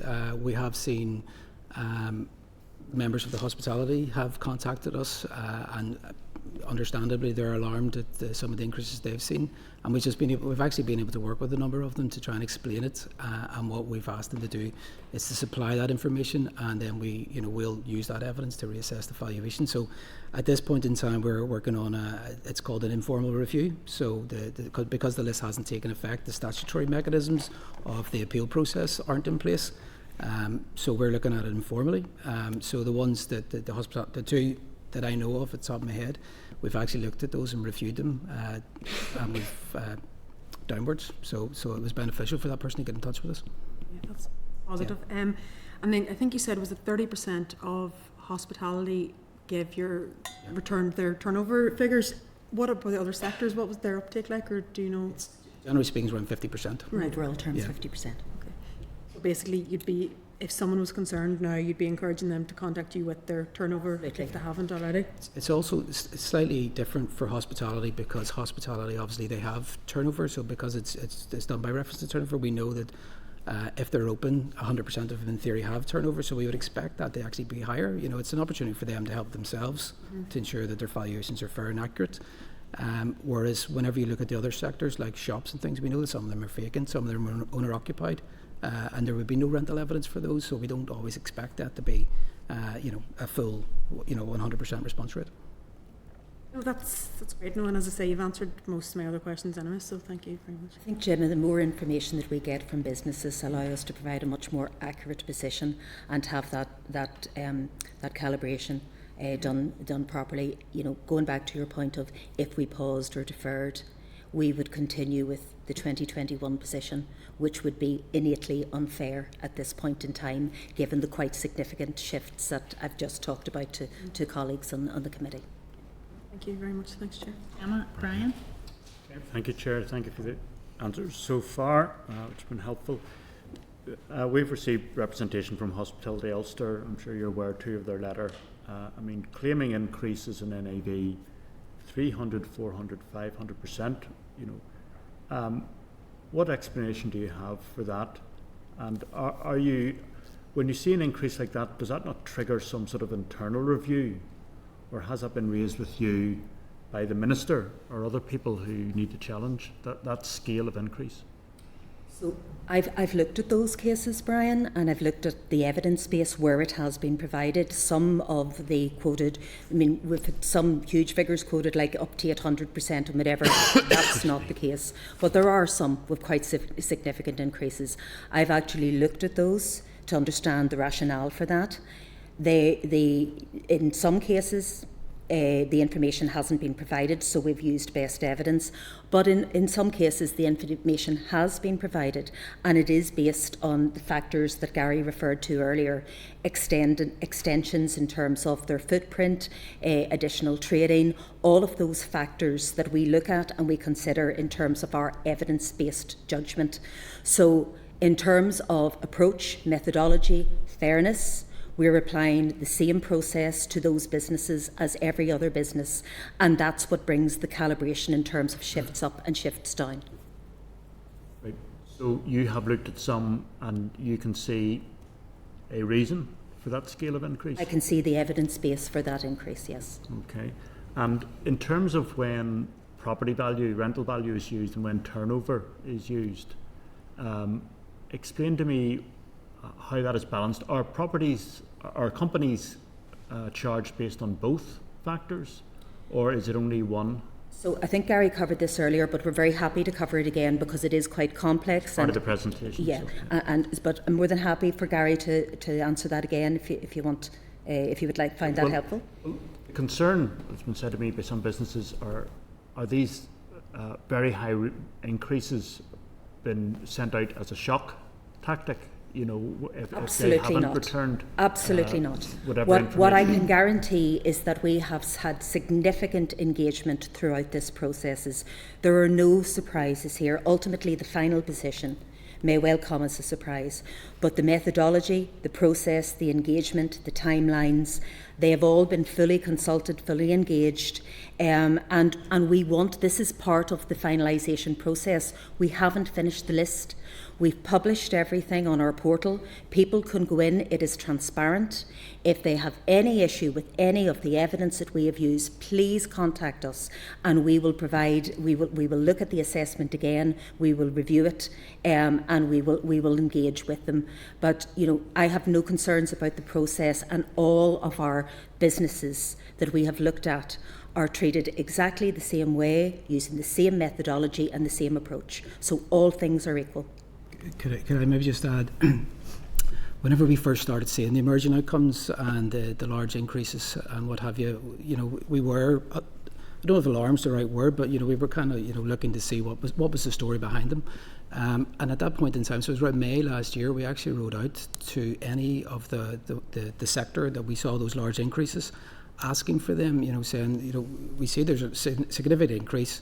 You haven't given us the information. Now's another further opportunity to have your say to ensure that your valuation is fair and accurate. So we actually only got 8 further responses when we did that, and we tried to balance it to make sure that it was going to the right people as well, so that it wasn't going to the wrong address. So we used like the ratepayer, the person who paid the rate, so to ensure that it was getting through to the right people. So we have tried, and what I would say, what I sometimes talk about with my colleagues is that the idea of our draft list is like the stress test, our valuations. So if they think that they're inaccurate or there's information that they haven't given us already, we would actually welcome it, and we prefer to look at it and make sure that they are fair and accurate. But some of those large increases have come from businesses who have provided all the information that you required. And I would say that all of the ones that have the large increases, there is like a valuation story behind it, if you like, and it goes down to that they've had extensions or they've changed their business operating model, they've added new income streams. So the example I use is, accommodation and maybe food that had never been reflected before. And then it boils down to fairness and equality. The property has to be valued as it stands at the date the list takes effect. It would be unfair on the other operators in that locality if we didn't reflect those changes in their business model. I would again appeal, if any business is unclear in terms of their assessment, to speak to us, and we can sit down and talk to them about the evidence-based use, the rationale for that. It is not in our interests to not work with the industry. It is not in our interests to debase or undervalue the importance of businesses and thriving businesses, but we have a process that we need to follow in order to make sure that there's innate equity within the rating system based on the comparability. So please urge any businesses who are unclear to contact us. Mm-hmm. If I can raise another matter, my office is on the Ballysillan Road in North Belfast. So I've been contacted by a series of small businesses along the Ballysillan Road. You said earlier, retail an average increase around 7%. So the businesses have contacted me, and I've looked them up on the website. They're all getting increases around 60%. And that's a convenience store, a co-op store, a bakery, a barber, another convenience store, a vape shop, and a chippy. So they've all got increases around 60%. So, and these are small indeed. Shop units. Again, Brian, there's a range of different businesses there. I would appeal to the business owners to reach into Land and Property Services to discuss and engage with them the rationale for this. It is extremely difficult to speak in a blanket way about the differences because each business will have its own rating story, its own evaluation story to tell. And I can't give, and I wouldn't want to give a short answer to that. But, should any of those businesses want to contact us, please just access the portal and we'll reach out to them and talk through the rationale. And also, I mentioned earlier the road shows to allow businesses to help understand that the NAV is not their rates bill and how this is used as a core component to ensure equity across all businesses in Northern Ireland. But it's the starting point, not the end point. So I think my short answer, and I don't want to not answer your question, but it really is for the businesses to come and speak to us. Yeah. It's concerning that 7 different types of shop there, and all having that same increase. It gives me a concern it might that there's less chance of getting those reduced, but I'll certainly be working with them all and encouraging them to and that's very helpful. And I guess some will not get it reduced. There will be some people will experience higher rates bills as a result of that. That is the purpose of the recalibration, that the burden of rates goes to the appropriate people based on the assessment at a point in time. But what we can do is make sure their assessment is right, is make sure they understand what information that we have taken into account, how we use that information, and how that feeds into the overall rate setting and billing process. One last question.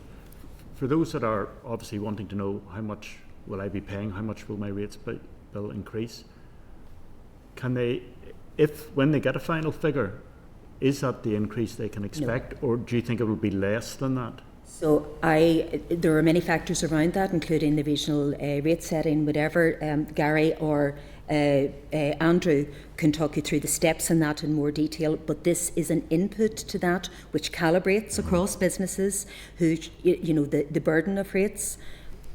It's only the start of the process. It's not your rates bill. If I maybe just touch on there's a couple of things in terms of the pointages. So district councils setting their rates at the moment. That's the number one factor. That's happening for the 15th of February. Then the multi-year budget, the draft that's out at the moment has the regional rate increases in it, but a decision will have to be taken in the very near future in relation to what the regional rate will be. Those two poundage decisions, first of all, before they're taken, they're rebased for the revaluation effect, so they go down, and then any annual increase is then applied to that in terms of expenditure decisions. But that's applied to the value. Then, for example, if we are enhancing the small business rate relief to give the discount at the end of the bill, then that gets applied. So again, it's misleading just to go off the value. You've got the poundage that's applied to that value, and then any relief that anybody's entitled to, like for manufacturing, for example, is entitled to a significant amount of relief. So for them to just go off the basic data would be misleading. In terms of the sort of wider stuff, in terms of a couple of points maybe you want to touch on, Gary, in relation to the valuation challenge and stuff like that, you know, in terms of people being able to get in touch with LPS between now and the rates bills. Yeah, certainly. So as I said, we have the informal review. So we've actually tried to make it as easy as possible, and the best way to contact anybody is through our online portal. And the reason for that is that we capture a little bit of that data whenever they come through, and then it allows us to triage it at the back end, and it makes that we get that through to either the valuer who dealt with that class of property or who works in that area, and we're responding to those queries within 24 hours at the minute. And we would encourage people to use that. You can contact us via the phone as well, or via our dedicated email.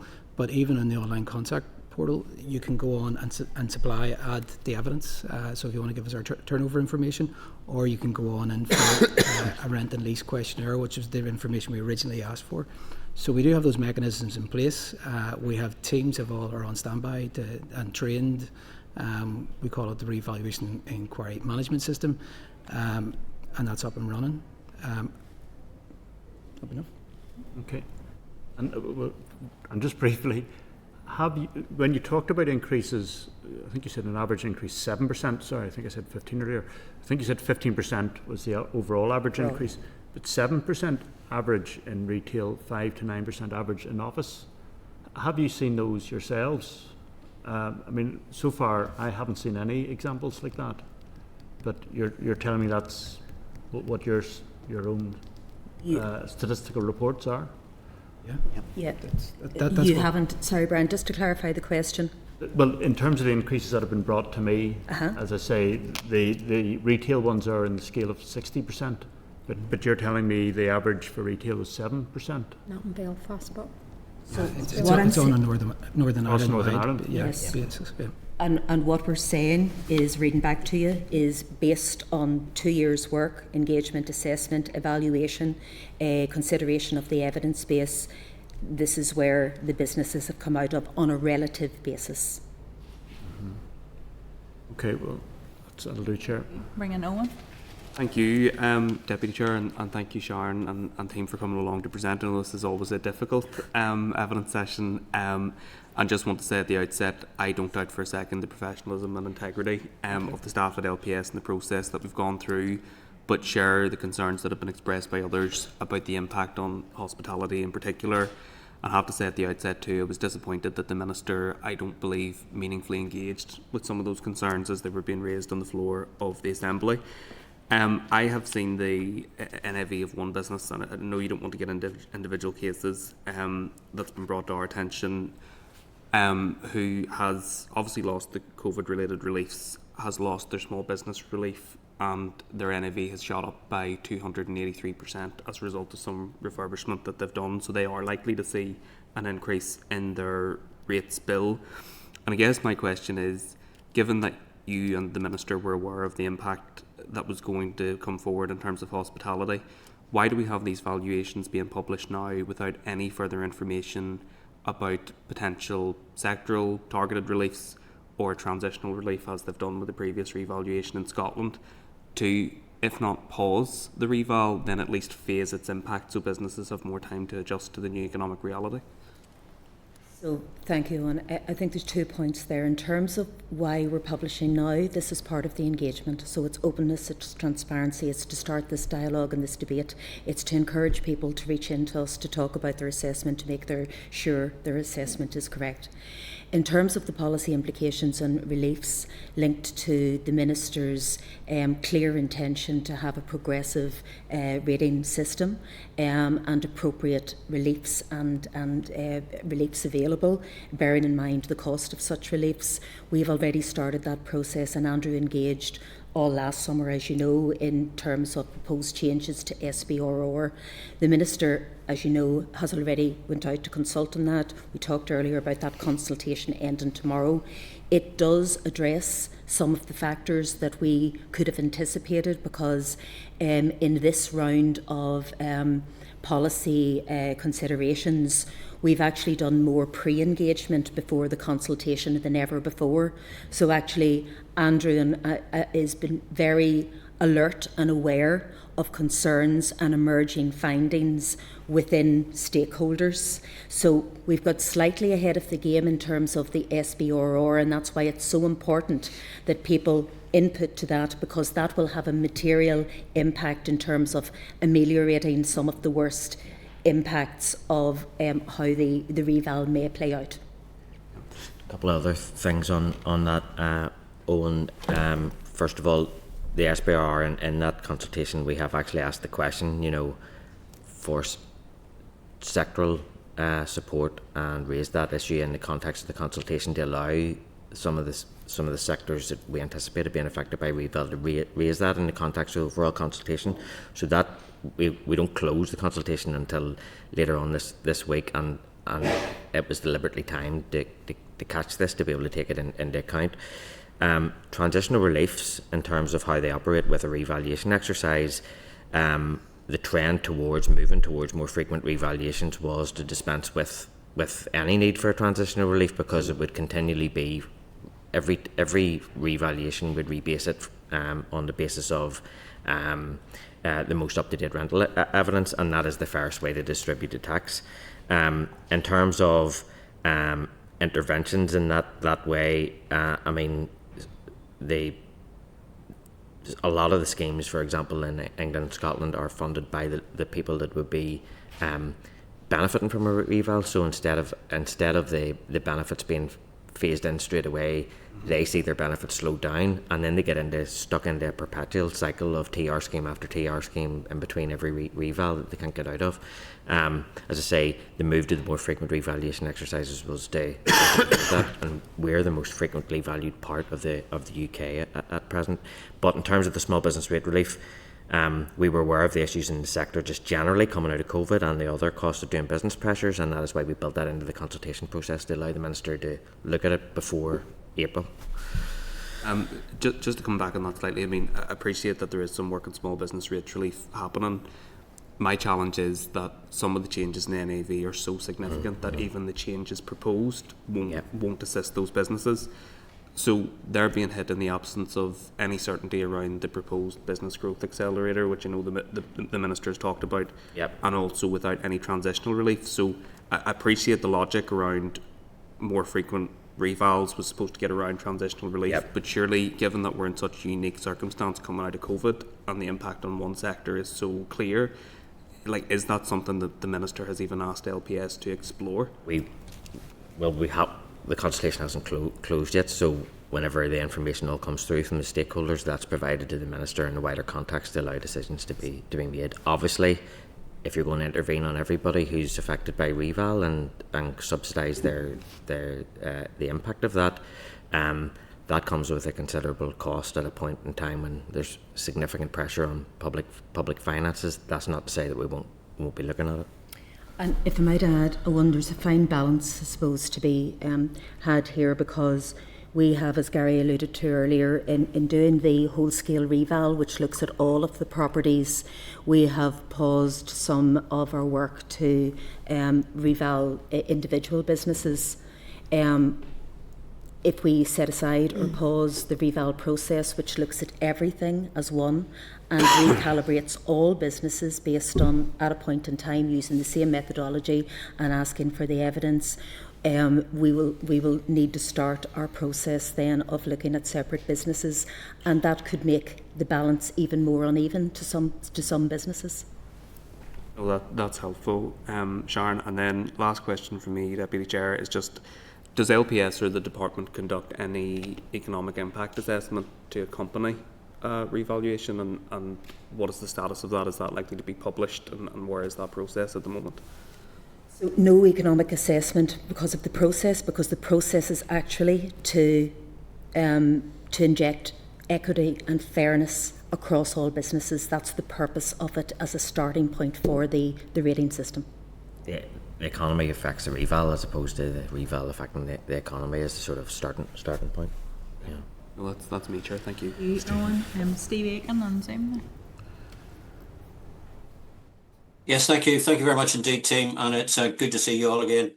And I didn't see one of you in Bangor on Sunday, so I don't know quite what was going on there. Oh, a daughter that has a shoulder injury, Mr. Aiken. All right. Okay. Well, I hope she gets better soon. But we'll be thinking about her anyhow. A couple of questions. The first one is the minister, when he was asked from the floor, didn't seem to be very sure when he was talking about reval, which areas were going down rather than which areas were going up. And he hinted, well, he looked across to his officials, and the explanation given was it was particularly in the retail sector and offices sector. Could you explain what the quantum of the reduction has been there? And, you know, we all understand the issue that reval is just part of the overall rates package and all the rest of it. But could you just explain what the quantum is, the reduction in that? And obviously, one of the things that people get nervous about when they talk about reduction in sort of reval for retail space, there's always concerns raised about what's happening with the sort of the e-commerce people and some of that as well. So if you could just talk to that. And then I've got another question there to go about hospitality secondly, but just if I can have an answer on that, that'd be quite useful, please. Thank you, Steve. I think in terms of answering any question on detail, it's incredibly difficult to remember all of that. There are so many figures around all of the parts of it, which I'll ask Gary obviously to speak to. Just in terms of nomenclature again, or the way we phrase things, reductions is probably not, it really is about calibration and an average of 15% and where people sit relative to that, because in overall terms, if you think back to 2021 and then 2024, it would be natural that there would be an increase in the NAV because everything has went up in prices and whatever. So the 15% increase is not out of step with other jurisdictions, and it provides an average upon which everything else pivots. And I know you want it's the relative. It's the relative. It's the relativity. Curve is the question. Absolutely. And that was what I'm trying to get my head around. And it's a difficult concept to understand. I appreciate that, and that's why I've taken some time today to say it again and again, because it's not about winners or losers necessarily. It is about equity and fairness within that overall increase on NAV. In terms of some of the detail, I'm very happy. Is there any particular sector you're interested? Because there is quite a bit of detail that we have, Steve, and it will help guide Gary in terms of where he needs to go. It's particularly interesting because obviously one of the current concerns has been we've seen quite a lot of push previously for grade A office space, and the impact of sort of grade A office space, and particularly on sort of on the market, and the fact that, you know, it was rising in costs and therefore you would expect it to rise in NAV value. And with this reval, I'm just surprised that the minister was particularly talking about office costs. And I would have assumed, because I understand there's still a pressure on grade A office space, particularly in the Greater Belfast area, that it has gone down. So I wasn't quite sure about it. I don't know whether the minister was fully briefed on it or whatever happens to be, but it just seems to me it was an area that I would just like to tease out a bit more with you, because it just seemed quite strange. Okay, absolutely. So that's a level of detail that I'll ask Gary to do, having led the process. Okay, you're right in what you say. So there's always difference. There's lots of different statistics that we have to hand, but if you look at the overall NAV in terms of offices, it's increased by 9% between the revaluations, and within Belfast itself, it's 10%. So Belfast is probably where you have the main bulk, if you like, of those grade A So offices. that's below the 15%, isn't it? It's below the 15%, so in theory they would shoulder less of the retail or less of the rates burden once it's rebalanced. And outside of Belfast, it's 6% is the change for offices. It's just again, it was sort of a question that was raised, particularly with particular developments that are going on in South Antrim in new high quality office space. And it's very clear when you go and visit those areas and look at them, you can see that there's an enormous amount of investments gone into it. They're expecting an awful lot of return from it. They've invested, it's much more than a square footage of office space. If you look at the sort of IT network, you look at the, the high, the particular power supply and the amount that's gone into it as well. It's a very expensive chunks of office space. But, they were expressing to me how pleased they were with the reval, about how that it wasn't coming there. And then, which leads me to my second question, which is, I've obviously been contacted by a lot of people in the hospitality industry, but indeed one particular part of the hospitality industry that owns quite a lot of hotels and pubs in my constituency. And they're looking at sort of increases in the reval of about 127%. Now, I asked that question and went and did the maths myself, and it is around about 127%. And if you look, and you'll see the figures that come through from Hospitality Ulster as well, about in the sort of the pubs 47% and the hotels 84%. But what I'm not sure of is what percentage of that is the market. If we're all talking about it's all about a level playing field, so some go up and some go down. What percentage of the market is the hospitality and the hotel or the pubs and the hospitality sector carrying to enable this sort of lower level coming through from grade A office space and some of the other spaces that are there, and understand some of the industrial spaces as well are down on the reval. I just can't. I would really love to understand how, when we look at the curve, how we got to that point and what proportion of the hospitality industry has gone up and what proportion of that is of the overall figure to enable the rest of it to be below the 15% mark. And just before Gary might speak to that, Steve, it's not just the hospitality industry. Obviously, we're looking across all businesses. So others will have increased above 15 as well, and we have that full breakdown. But oh no, I understand that. And look, and sort of a bit like Owen, I have no complaints about LPS at all and what you've done and how you've done it. You've got a mechanism, and this is what you're doing. And you're trying to present it, and you're being given a really difficult job to come and try to explain it. But I don't know about those other sectors. I can only do with the ones that have been reported to me in sort of as an MLA in my finance role. So I would like to understand that in a bit more detail. Yep. So, well, I think it all boils down to the fact that we follow the market evidence. So, we don't set out to say that hospitality should shoulder a certain amount of the rates burden. We just follow the evidence, and where it falls, it falls. So what I can say is that whenever you look at the overall share of the valuation list between the revaluations, there's actually very little difference in nearly all of the sectors. So the likes of warehouses, for instance, for reval 2023, it was 21.46%. In reval 26, it's 21.68%. And that kind of pattern follows throughout all of the what we call the primary classes. Even for the likes of pubs. Pubs were in reval 2023 were 1.23%. They're now rising to 1.63%. So that's a percentage of the overall valuation list that they're going to have at the end. But at the end of the day, that's not our end goal. We're just trying to make sure that those valuations are fair and accurate based on the evidence. Okay. And and I know one of the previous members, I think it was Brian, might have raised the issue about, based on turnover rather than profit, but also how we went through this in the Finance Committee, I don't know, about 4 or 5 years ago when we were looking at the way the Scots were doing it and how it was looking across the rest of our nation and the valuations of it. Have you still got the issue that you're not getting sufficient data coming from the hospitality industry to be able for you to come to that decision? And with when the hospitality industry sort of properly engages with you, you might be able to make a better assessment. That'd be fair. So I think I quoted earlier about 30% return rate, Steve, from the hospitality industry. So the more informed information that we get, the better and more true the assessment. Absolutely. Okay. Well, thank you very much indeed. Thanks for that. Thank you. Thanks, Steve. Jerry, Carol there in Zoom as well. Yeah, thanks, Chair. Thanks, officials, for the presentation. A couple of quick questions. It's kind of been different figures and percentages have been quoted by members, but does the Board of Finance or LPS have a figure in terms of the average increase? For example, like, do you have a figure on pubs and hospitality venues in Belfast will pay on average, X amount? Is that detail available as of today?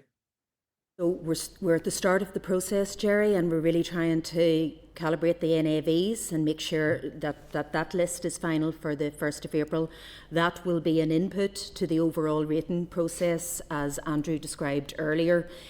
So the impact on the rates bills is not yet calculated.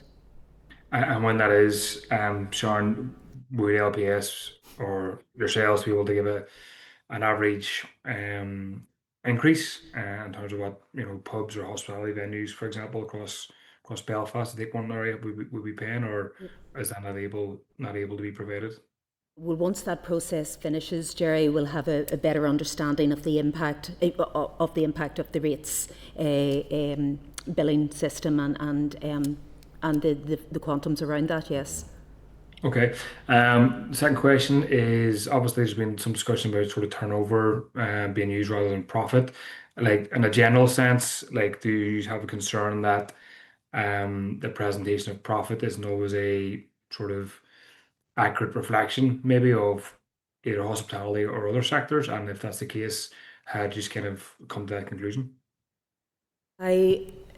I think that what we're concerned with is equity and fairness and a methodology that brings us to that point. I think we'll continue to engage as we have done over recent years, as Steve and others have outlined.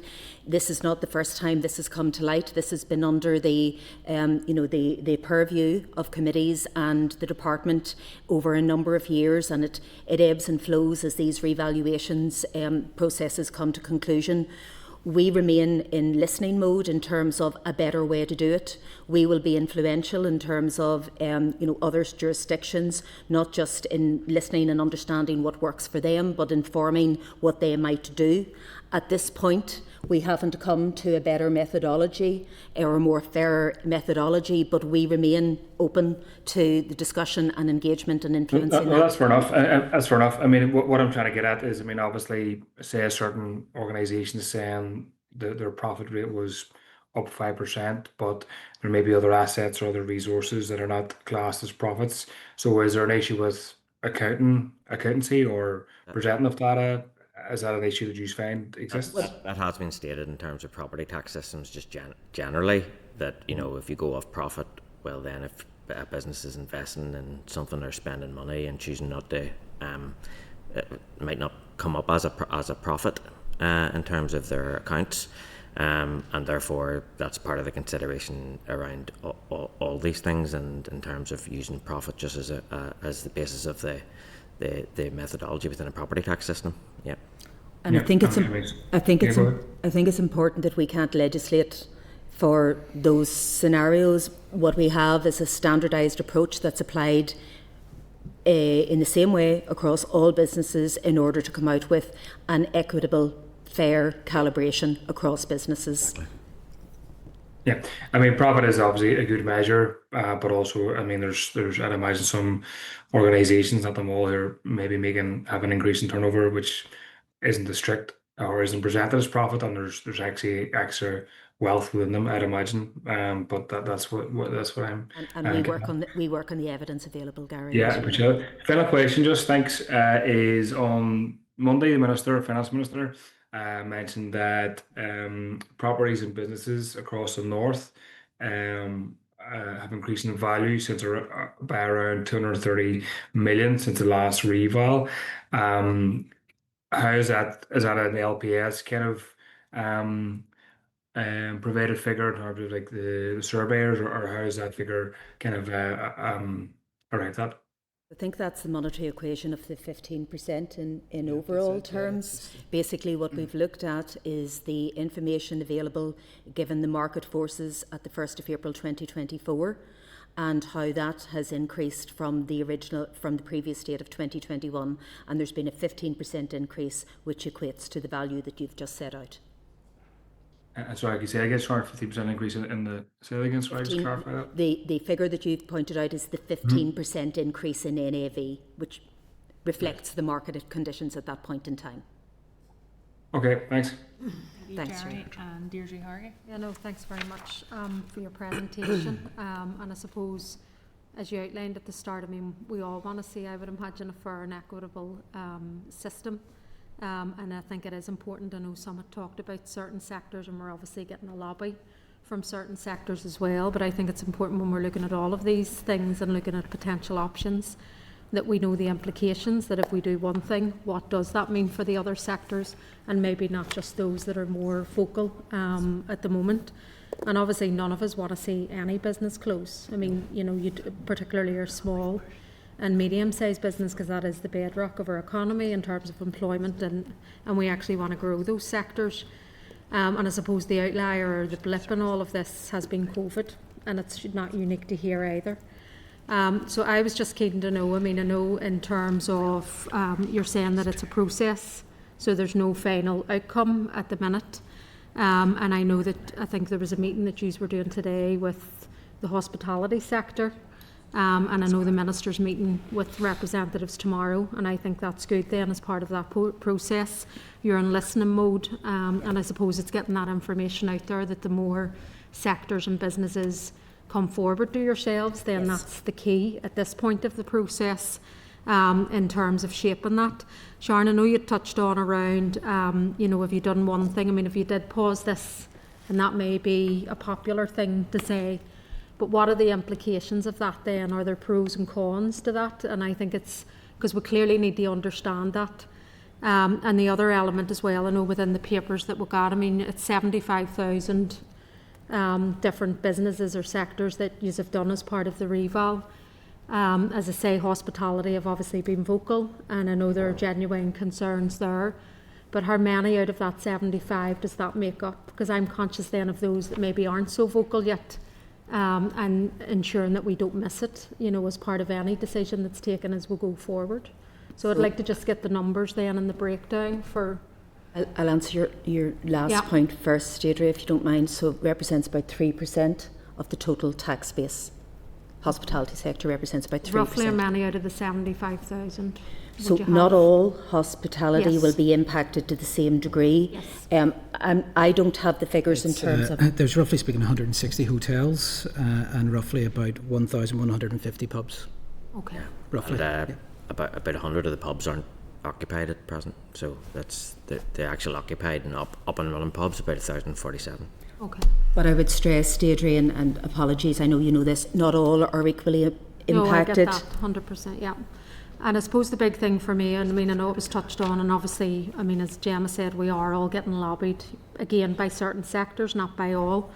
You know, where they're saying there's a 200% increase or a 3%, and you said the NAV doesn't necessarily mean that's what your rates bill is going to be.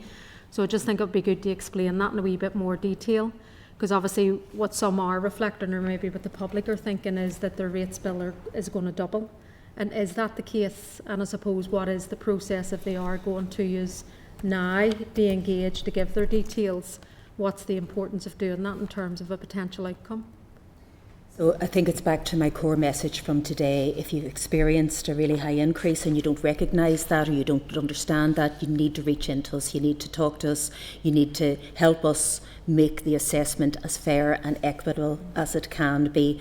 There are cases that are quite significant in terms of the uplift. I've said earlier, I've had a look at some of those cases myself. We've had conversations about them, understanding the evidence to make sure that where we have the evidence, we're on good ground.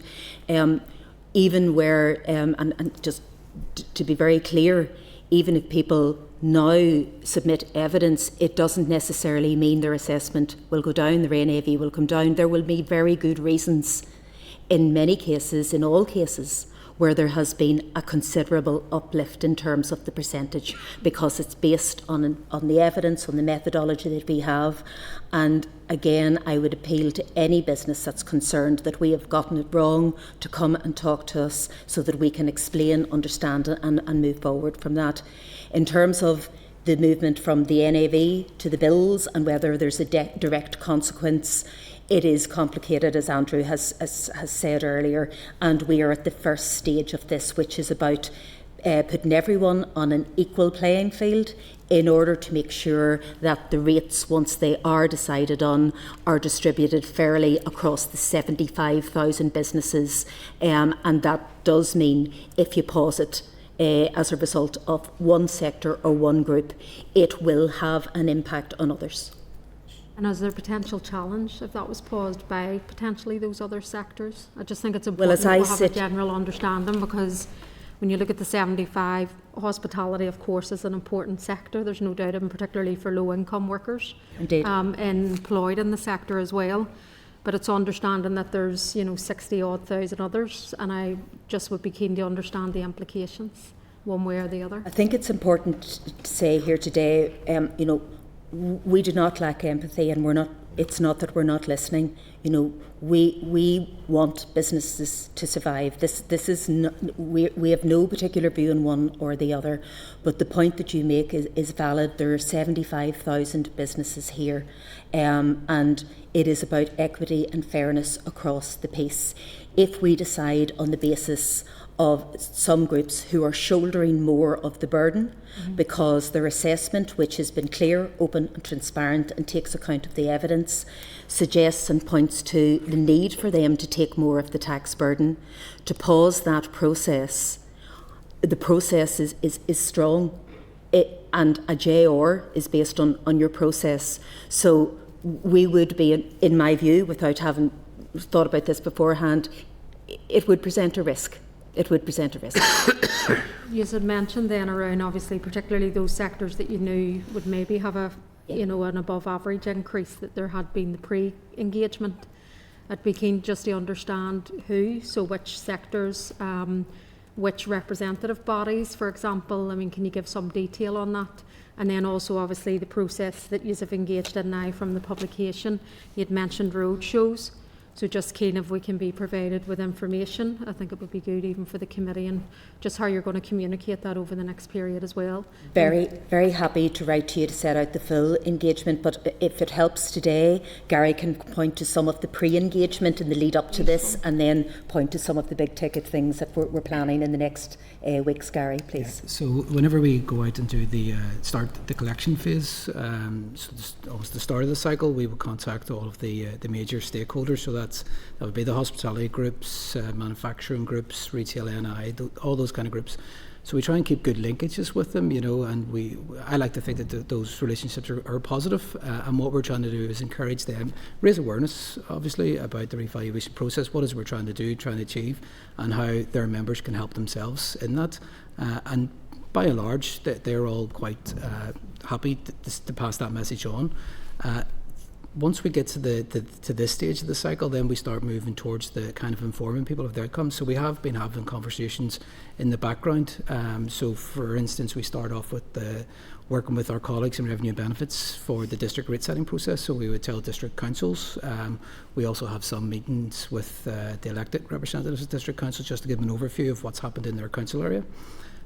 We have engagements ongoing with so not only the key stakeholders, but sometimes we go and meet their members. I, for instance, have done webinars in the past for Hospitality Ulster, that kind of thing. And the Reval Roadshow is probably our biggest piece, because it's last time round we did it worked out quite beneficial. So it was we did at least one session in each district, and we did that in partnership with the Chamber of Commerce. So we tend to have them in a local library. They're public events. Anybody's free to join and come along and listen, find out, have some of their questions answered. So it's not just about they get a briefing about revaluation. What we often have is the local staff who work in that area, and they can then pass on their queries. We take them away, we look at them and make sure we follow up that engagement to see if there's anything we can do for those people. Thanks. And the other bit was just around, I suppose it was touching on points that Owen had raised around the potential of interim relief, because obviously the blip has been COVID, where they would have in the assessment back in 2021, which was produced in 20, some of them would have seen a reduction, I'm assuming, in their NAVs that would have been coming forward. And now there's obviously been growth in certain sectors and stuff as well that you have touched on in terms of the methodology, because you're following the same methodology that the sectors use. But it's just in recognising then that may be a huge leap for certain sectors or even certain subsections within sectors. So as he said, Scotland have looked at interim reliefs. Is that something that could potentially be considered? Is it something even that, representative bodies have raised? And in terms of this part of the process, so just be keen to hear a bit more on that. So it's certainly what we are hearing, and you've already pointed to the fact that the Minister is engaging with key stakeholders tomorrow. The position on transitional reliefs is out with the process that we're leading, but it is a response. It would cost money, so it would need to be considered in the context of the broader budget, but it is an option. And also I would like to add, because I know it was mentioned the other day just in the chamber, around potential proposals as well in the 3-year budget. There's money set aside potentially in the draft budget then that could offer more relief support. So that's the £10 million for SBRR. That's a small business rate relief enhancement, yeah. So that would be additional then, that could, if that budget could be agreed then, that's an additional support. Amount of support that can be provided. Yeah. Certainly if that was agreed upon, the £10 million would allow proposals to move forward in terms of SBRR. Okay, and just the last one, sorry, on because as I mentioned, obviously hospitality has been one that's been have there been other sectors that have reached out, or representative bodies that have reached out, even in terms of concerns that if you were to pause or to look at other things, has there been any engagement, or will that happen as part of the roadshow stuff? To be very frank, the reason why I specifically asked for the number of queries and the nature of queries and who they were from was to understand that question, Deirdre, because obviously providing the service and undertaking this task, we want to be alert to emerging trends and where the concerns are. So the short answer to that is no. As Gary said earlier, it's been more basic queries that have come through rather than big fundamental pieces, so we haven't seen that to date. Okay, thank you. Thank you, Deirdre, and thank you all. And again, I think it's been mentioned right across members in the committee. Everyone here totally respects LPS and your professionalism and integrity in the process. It just highlights very much, I think, that whenever we're just looking at the pure finance and the processes of it, those are completed and carried out, but whenever then you set them into the real world, the wider implications, as Owen said, like economic assessments, transitional reliefs, what this actually means for businesses is something that everybody's just trying to do our best to navigate here on this. But I thank you very, very much. You've been generous with your time and we really do appreciate that. I was just wanting to follow up with if it would be possible, Sharon, you'd mentioned about you're going to be having meetings and discussing with the Minister around the pub package that was announced yesterday in England. If you could keep us up to date with that, we'll be keen to hear how that progressed, because obviously there's a crossover with the same on that. And for anyone listening in, I think you have made it very clear to contact LPS and the rate and story of everyone. I'm sure that us as elected representatives will be in touch to support a lot of those businesses. I know with myself in a rural constituency, a lot of the businesses that have come forward to me wouldn't necessarily engage with the representative bodies until this has happened, because they feel that they're smaller and they're more rural and they wouldn't be at the big events, the Belfast events, and really engaging with those representative bodies. So I think that it's shone a bit of a light on that, and maybe the gaps around that, I think, in some parts of Northern Ireland. So I think that the road shows and keeping us clearly informed on that would be really, really appreciated. But I think if everyone's content, I just want to say thank you very much to you all for being here. I really, really do appreciate it, and thanks very much. Thank you, Chair. Thank you, members. Thank you. Thank you.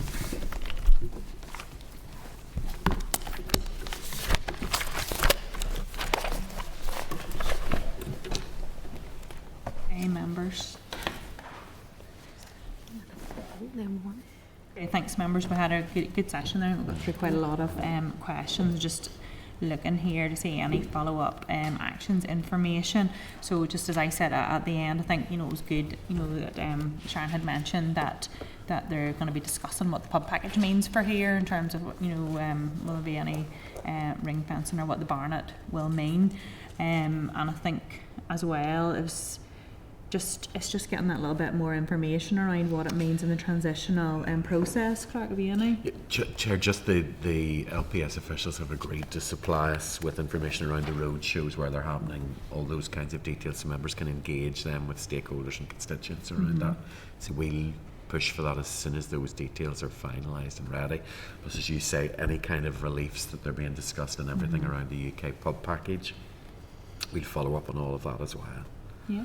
Okay, thank you. Well, members of consent. Yeah. Chair, just I don't know if there's clarity about the small business rates relief. Is it approved for next year? Has it still been worked out? Or that's still in progress. If we seek an update on that, because we're going to be asked so about they that. said about the consultation closing tomorrow and how they'll be flexible with, the dates in terms of closing. Because I know some people have been in touch with me saying, like, I put a submission in, this kind of shines a different light on it, I'd like to expand it a little bit. But they have said that they're going to be quite flexible around that. So, and sorry. It's not confirmed, is it, for next financial year at the moment? No, this consultation that's out at the minute by the Department of Finance on the small business regional rates, when it was completed, the process would have allowed the time scale that if changes were coming in, it would have been from the 1st of April for this financial year. So it's out, and the conclusion of it will define what hits the April bill, that's my understanding. Yeah, is that, absolutely. Yeah. And that would also make the assumption of an agreed budget as well, because the potential around SBRRs are written into the budget, and that would be done as a budget negotiation. Yeah. Chair, as well on that, I think they said that they'd accept, if someone has already returned their consultation, that they'd accept additional information before tomorrow as well. So there's generally, Chair, a willingness to be as flexible as possible. Absolutely, because if they move things around with the consultation too much, it just changes the whole the process parameters by which that they're all working within. But I think there's so many moving pieces, and sort of, as I was just trying to make the point, a lot of processes, valuations, financial things happen in a professional environment, and then you set them out, and you don't always expect to see what happens as the reaction to it. And there's just that wider economic assessment and what it means for people. And there's a lot of people, this is the end of January, we've got 2 months here, and I think it's very important that they get a clear picture of what it means for them very quickly. Yeah, okay. Okay, so members are content. We have also got a request from Hospitality Ulster to come and speak to us, and Deirdre had mentioned that the Minister would be meeting with them. So, I think it would be good. So that would be following, so Hospitality Ulster, they're meeting with the Minister. I would be agreeable to having them in at committee. Would everyone else be content? I'm just also conscious of the hospitality, but also the Hotels Federation, probably, because that would be the kind of sort of full package of that. Possibly retail NI. Yeah, you could. I think it's because we'd need to see, because it's one sector and it's about what 3% of the overall. So I just think as we're moving through, I mean, obviously they've requested, so you wouldn't say no, of course, but just to allow committee then if others come forward. Yeah. Because I'm conscious of even that point, no matter what action's taken, there'll be people that are happy and then people that won't be, and will there be the potential of legal action? So we need to make sure that we have a rounded view and as much information as possible. We'll open ourselves up, Chair, to requests. Well, people are in agreement with accepting that request and then seeing who else may come forward. Yeah.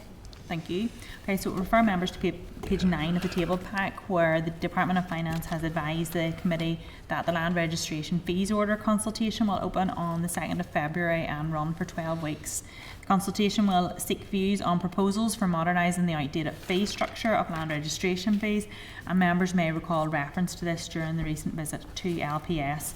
It is indicated that proposals aim to modernise and update the scale-free scale fee bands to ensure a more fair and equitable distribution of fees and reflect property market values. The fees will align with the new digital services, given a discount for online e-registration and improve customer experience. Following the consultation, our report will outline the feedback received and draft statutory rules which will facilitate the new fees have also been provided. The equality screening referenced will only be available when the consultation goes live. There will be a staged approach to the introduction of the new charges. The new fee structure for the Registry of Deeds Register and Ground Rent Register will come into operation on the 1st of April 2027, and the updated fee structure for the Statutory Charges Register and the Land Register will be determined closer to the time, and this is likely to be in stages across 2027 and 2028. Members may wish to consider the proposed Registry of Deeds fees at page 18 of the table pack, and the proposed fees for the Land Register, the Statutory Charges Register and the Ground Rents Register beginning at page 21 of the tabled pack. Members, I would seek your agreement to request an update on the consultation findings and confirm timescale for all the fee changes in due course. And in the interim, members may wish to obtain further detail on how the new fee structure has been determined. Are members agreed? Thank you, Chair. Thank you. Okay, so moving to agenda item 10, that is outturn and forecast outturn data for the 2025-26 November round 8 position and December round 9 position. Refer members to background papers for this session beginning at page 360 of the meeting pack for the outturn and forecast outturn data for November, which was previously provided to the committee. However, beginning at page 50 of the table pack, members will see a briefing paper from the Department of Finance on the 25-26 public expenditure outturn and forecast outturn December position. And this is the more up-to-date position and was not available in time for issue with the meeting pack. Members had requested this briefing specifically to understand fully the impact of the December monitoring, given the proximity to the end of the financial year. Members, I would seek your agreement to forward the papers to other statutory committees and the Assembly Audit Committee as usual. Are you agreed? Thank you, Chair. Thank you. As usual, the Department has reported on 4 expenditure categories: non-ring-fenced resource DEL, ring-fenced resource DEL, capital DEL and FTC, with the detailed tables broken down by category and by department have been provided as usual. The department has highlighted that the January in-year technical exercise was commissioned on the 17th of December to process technical adjustments and allow departments to notify the Department of Finance of any further reduced requirements identified since the December monitoring. Adjustments to the December monitoring position will be finalised once the outcome of the Westminster Supplementary Estimates process is known and will be notified to the Assembly via ministerial statement. In relation to non-ring-fenced resource DEL pressures, the Department highlights that the total resource DEL pressure reported by DE and DOH in December is 481.8 million, a reduction of 30.9 million compared to November, and this includes forecast overspends and overcommitments. The forecast overspends have increased by 80.7 million to 467.7 million, with overcommitments decreased by 111.6 million to 14.1 million. On ring-fenced resource DEL, additional funding for ring-fenced resource DEL, including student loan impairment costs, is expected through Westminster Supplementary Estimate process, with details of the total pressure provided to the Treasury to support this. To ensure that December forecast outturn reported to the Treasury accurately reflected these pressures, departments were asked to record ring-fenced resource DEL pressures as overspends rather than overcommitments, and as a result, no department reported an overcommitment in December. In relation to ring-fenced resource DEL net pressure, departments are forecasting a net pressure of 1.481.5 billion, of which 1.467.6 billion relates to student loan impairment costs and 13.9 million depreciation and impairment costs, with full details of departmental positions set out in Annex C at page 73 of the table pack. And in relation to Capital Dell, DERA has reported a capital overcommitment of 2.5 million. A detailed departmental breakdown of overcommitments, proposed actions to address them and explanations of variances compared to the previous month is provided at Annex A, beginning at page 60 of the tabled pack. In relation to outturn compared to monitoring position for non-ring-fenced resource Dell, the departments are forecasting a net forecast overspend of 460.6 million. The departmental positions are set out in Annex B at page 65 of the table pack. Departments are forecasting total Capital Dell outturn £3.9 million below the December monitoring position. After excluding technical adjustments and Treasury earmarked easements, there's a net forecast easement of 6.6 million. The departmental Capital Dell positions are set out in Annex D at page 81 of the tabled pack. For financial transactions capital, all departments are forecasting outturns in line with their December monitoring position. The departmental positions are set out in Annex E at page 89 of your tabled pack, with explanations for variances exceeding the threshold of 5% and £250,000 detailed in Annex F, page 94 of the tabled pack. So a lot of detail there, members, and reference points, and I just want to welcome Marianne Smith and Emer Rice from the Department of Finance here to join us at committee today, and thanks for providing all of that information that I was running through. We do appreciate the level of detail and the way that you set it out to help inform us. So I would invite Marianne to provide an opening statement. Thank you, Chair. I would like to thank the committee for the opportunity to come and speak to you today on the most recent outturn and forecast outturn for December. Departmental returns received on the 9th of January and reflect the December monitoring position outlined by the Minister, or announced by the Minister on the same day.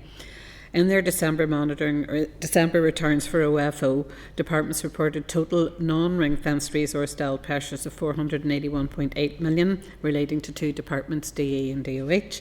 The pressures include 467.7 million of overspend and 14.1 million of overcommitment. The increase in the projected overspend from 387 million reported in November to 467.7 million in December reflects DOH recategorising a previously projected overcommitment to a projected overspend, given the close proximity of the end of the financial year. The Finance Minister has asked all ministerial colleagues to endeavour to find savings to meet these pressures. Departments also reported ring-fence resource Dell pressures of 1.48 billion. In line with usual practices, it is anticipated that this will be fully funded through the Westminster Supplementary Estimate process. And DERA reported an overcommitment of 2.5 million of capital, and they have said that this pressure will be managed by scaling back capital programmes as necessary. On the 17th of December, the Department of Finance commissioned a technical exercise to process technical adjustments, and so that departments could notify of any further reduced requirements emerging. The outcome of this exercise and of the Westminster Supplementary Estimate process will be notified to the Assembly by written ministerial statement in due course once the Executive has time to consider. The outcome of this will be reflected in future departmental outturn and forecast outturn returns. And I'm happy to take any questions, Chair. Thank you very much, Marianne. And when you're talking about the Westminster Supplementary Estimate process leading on to a ministerial statement, have you got a sort of an estimate of the timeline of when we would expect to see all of those things? It's currently ongoing, so it should be relatively soon, I would think, Chair. Sort of during February time? Yes, I would think, yep. Yeah. Oh, brilliant. Thank you very much. We spoke before in committee around, just as we're seeing Barnett coming through, so we had LPS just now, and we talked about the announcement yesterday, around the money for pubs and what that could potentially mean here for the hospitality sector. But have you got any idea or indication of what sort of level of Barnett we could be seeing coming through in the estimates? We haven't yet now, and that probably won't come through, I think, until the spring statement, as opposed to the supplementary estimate, which completes this financial year. But we haven't had a figure yet from Treasury on that. Do they not sort of, keep you updated. And I think it was Matthew just in the chair previously had raised this query as things are happening all the time in Westminster. Surely there's a list that's growing with indications. So is that not something that they provide to you? Not immediately. It will normally come through. Then if it's not going to come through the spring, be confirmed, because they could give us a figure that may change, Chair. So it won't be confirmed until spring statement, as far as I'm aware. I suppose unless it's something really huge and significant, yes, it's not going to make a huge impact on the different departments here. Any members indicating? No indications. Owen? Yeah, thank you, Chair, and thank you, Marianne, for that update. It's just in relation to the DE and Department of Health overspends. I mean, is there any insight into, with the detail of the overcommitments, but is there any insight into primarily what those consist of?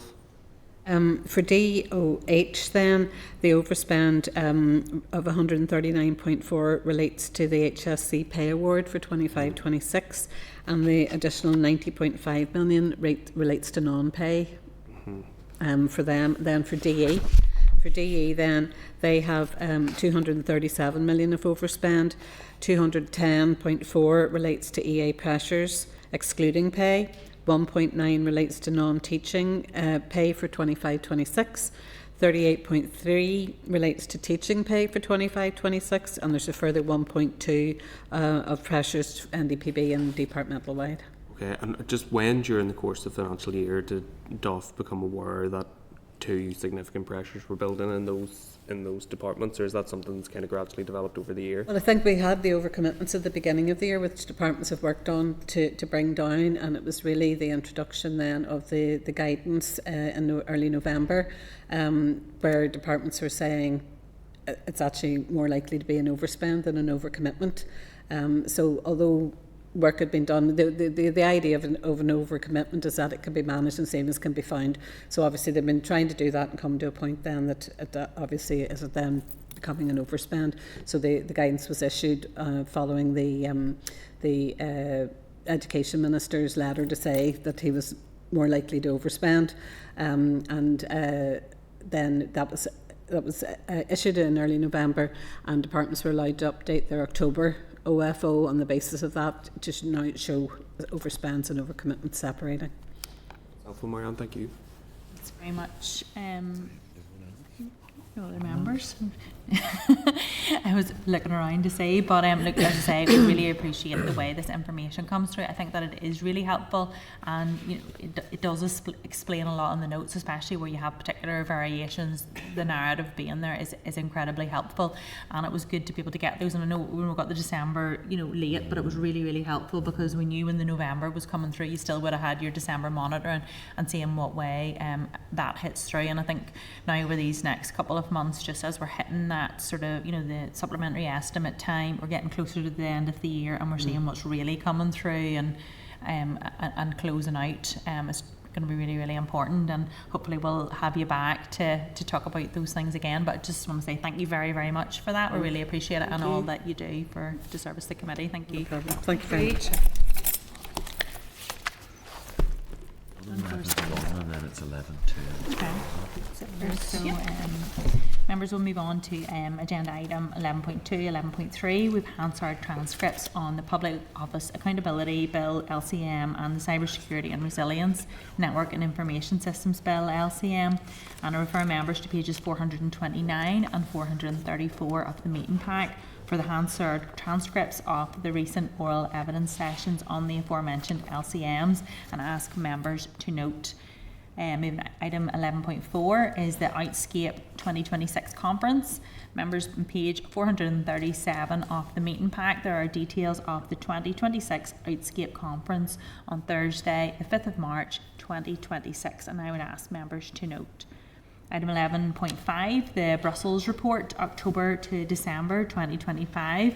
Refer members to page 442 of the meeting pack for the latest Brussels report covering October to December 2025, and ask members to note. And then agenda item 12 is our draft forward work programme, and I would refer members to the draft forward work programme set out at page 486 of the meeting pack.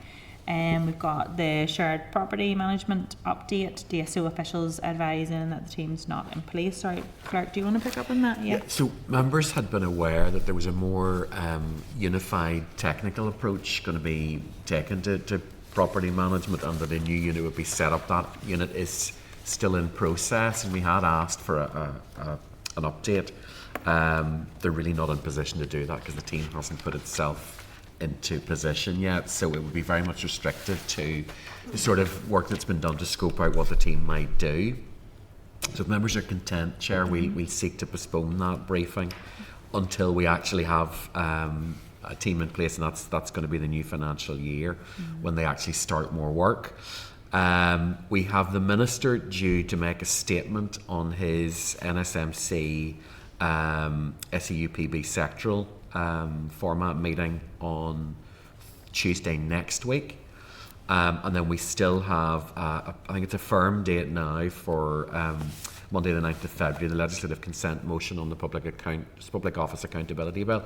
In addition to that, Chair, we've got slightly revised timescales for spring supplementaries and so on. So Monday the 16th of February is now the date for the supply resolution debate. So that'll be spring supplementaries and the vote on account. Then the budget bill number 1 will be introduced the same day, so it's Monday the 16th. Tuesday the 17th, we'll have the budget bill second stage, so that's the big stage when we have everybody able to talk and there's no time limit. What is that, sorry? So that's Tuesday the 17th of February. So what's that, a fortnight or 3 weeks?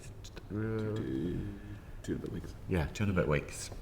Then 23rd of February, the consideration stage of the budget bill number 1, and then the day after that, Tuesday the 24th, further con stage and final stage. As members know, the committee's already had a request a couple of weeks back from the Minister about accelerated passage for budget bill number 1, which is normal process because it's a very rapid process. Members will also recall budget bill number 1 is the closeout of the 25-26 financial year, so it's effectively allowing everything to be set in place so that you have an indicative end of year position for departments. It'll also include things like everything that's still remaining to be under sole authority of the budget bill, the black box as it's known, although we know the AFP bill will reduce that considerably come budget bill number 2, hopefully. So that's all happening. It's about a week later than we anticipated. So Monday the 16th, supply resolutions and introduction of budget bill. Tuesday the 17th, budget bill second stage, big debate. Monday the 23rd, consideration stage. Tuesday the 24th, further con and final stages. Then we also have, we're trying to slot in a couple of extra items coming out of today's business in the next probably 2 weeks. We also have education. Officials have slid down to 11th of February. We'll keep members updated on that one, and we'll issue new forward work programmes as we have those dates, Chair. Oh. Okay, so we'll probably have a little bit more shift then because those schedules have changed. Which will mean then that our budget briefings will slide down. So because we have the movement, we are moving the budget hearings from the Finance Department from the 4th of February to the 11th, because obviously we now have more time and the committee is already massively committed for its bills. And in addition, because of diary clashes, the DOF own budget hearing will be rescheduled to Wednesday the 18th. And we are moving deliberations on the AFP bill to accommodate the education, and we're bringing forward Fiscal Council deliberations and options paper. I think my team now we have everything, I think, in place. So that will all appear in an updated forward work programme, and that should be us good to go. Okay. Our members agreed on the amendments to the forward work plan. Yeah, and agreed to publish these on the committee web pages. Yeah, agreed. Just to check, Chair, when you're talking about the spring supplementaries, Supplementary estimates, yeah. is that at Westminster or is that here? No, that's ours. So that will mean, and that's one of the reasons why we've slid down a week, because as officials were saying, Westminster isn't quite as quick as we would have anticipated. So our schedule was previously based on what we thought from them. So that gives them the next 2 weeks to report. We will have fallout for our spring supplementaries. However, as Marianne said, not all of it will be completed by the time we do this. So, as I said, this is our best indicative for spring supplementary estimates in Budget Bill number 1, but you'll get a further correction of that in subsequent legislation. So it's as good as we can get for now, but there will be, I think it usually takes a couple of months for a finalisation of what the actual budget was. We see this in the outturn. So we'll get a full picture on the outturn in, I'm going to say May or June. Usually it's June. Probably the end of June before we actually have a full picture of what 25-26 looks like. Everything's done in forecasting just to try and keep it as live as possible. So the delay in Westminster's caused our delay, but we still won't have full figures and full barnets until later on. Okay, thank you. And Mr. Clerk, can I confirm with you then? So next week, so we've got internal audit in, Yes. and we've dropped out quite a lot, so we don't need to start at 1, do we? Look at Clarita for that one. We probably do. I would say still Yeah. start at 1. Okay. Because we've moved. Because we're going to have We've the moved to options deliberations. paper Yeah. for the Oh, fiscal okay. council bill. Yes. That's just slightly out of date because of the decisions we made Yes. today. So that Oh, okay. So will there's advisable be, just to start at 1. that'll be a full session, Oh, Chair, so okay. that'll kind of replace Yes. what we've lost. Okay. No, that's grand. No, just checking. Still, and we're, The yeah. 18th. I know I did promise members it wouldn't be every meeting. It might need to be. Yeah. But certainly next week, yeah, we need to stick with the 1 o'clock, Chair. That's grand. No, just checking with a few things moving. Okay, so members have agreed all that on the forward work plan. Agenda item 13, any other business? Have members any other business that they would like to raise? No? Okay, thank you. And then agenda item 14, date, time and place of the next meeting. The next committee meeting is scheduled for Wednesday, the 4th of February 2026 at 1 p.m. here in the Senate Chamber of Parliament buildings. So I put the question that the committee meeting does now adjourn. Thank you, Chair. Thank you.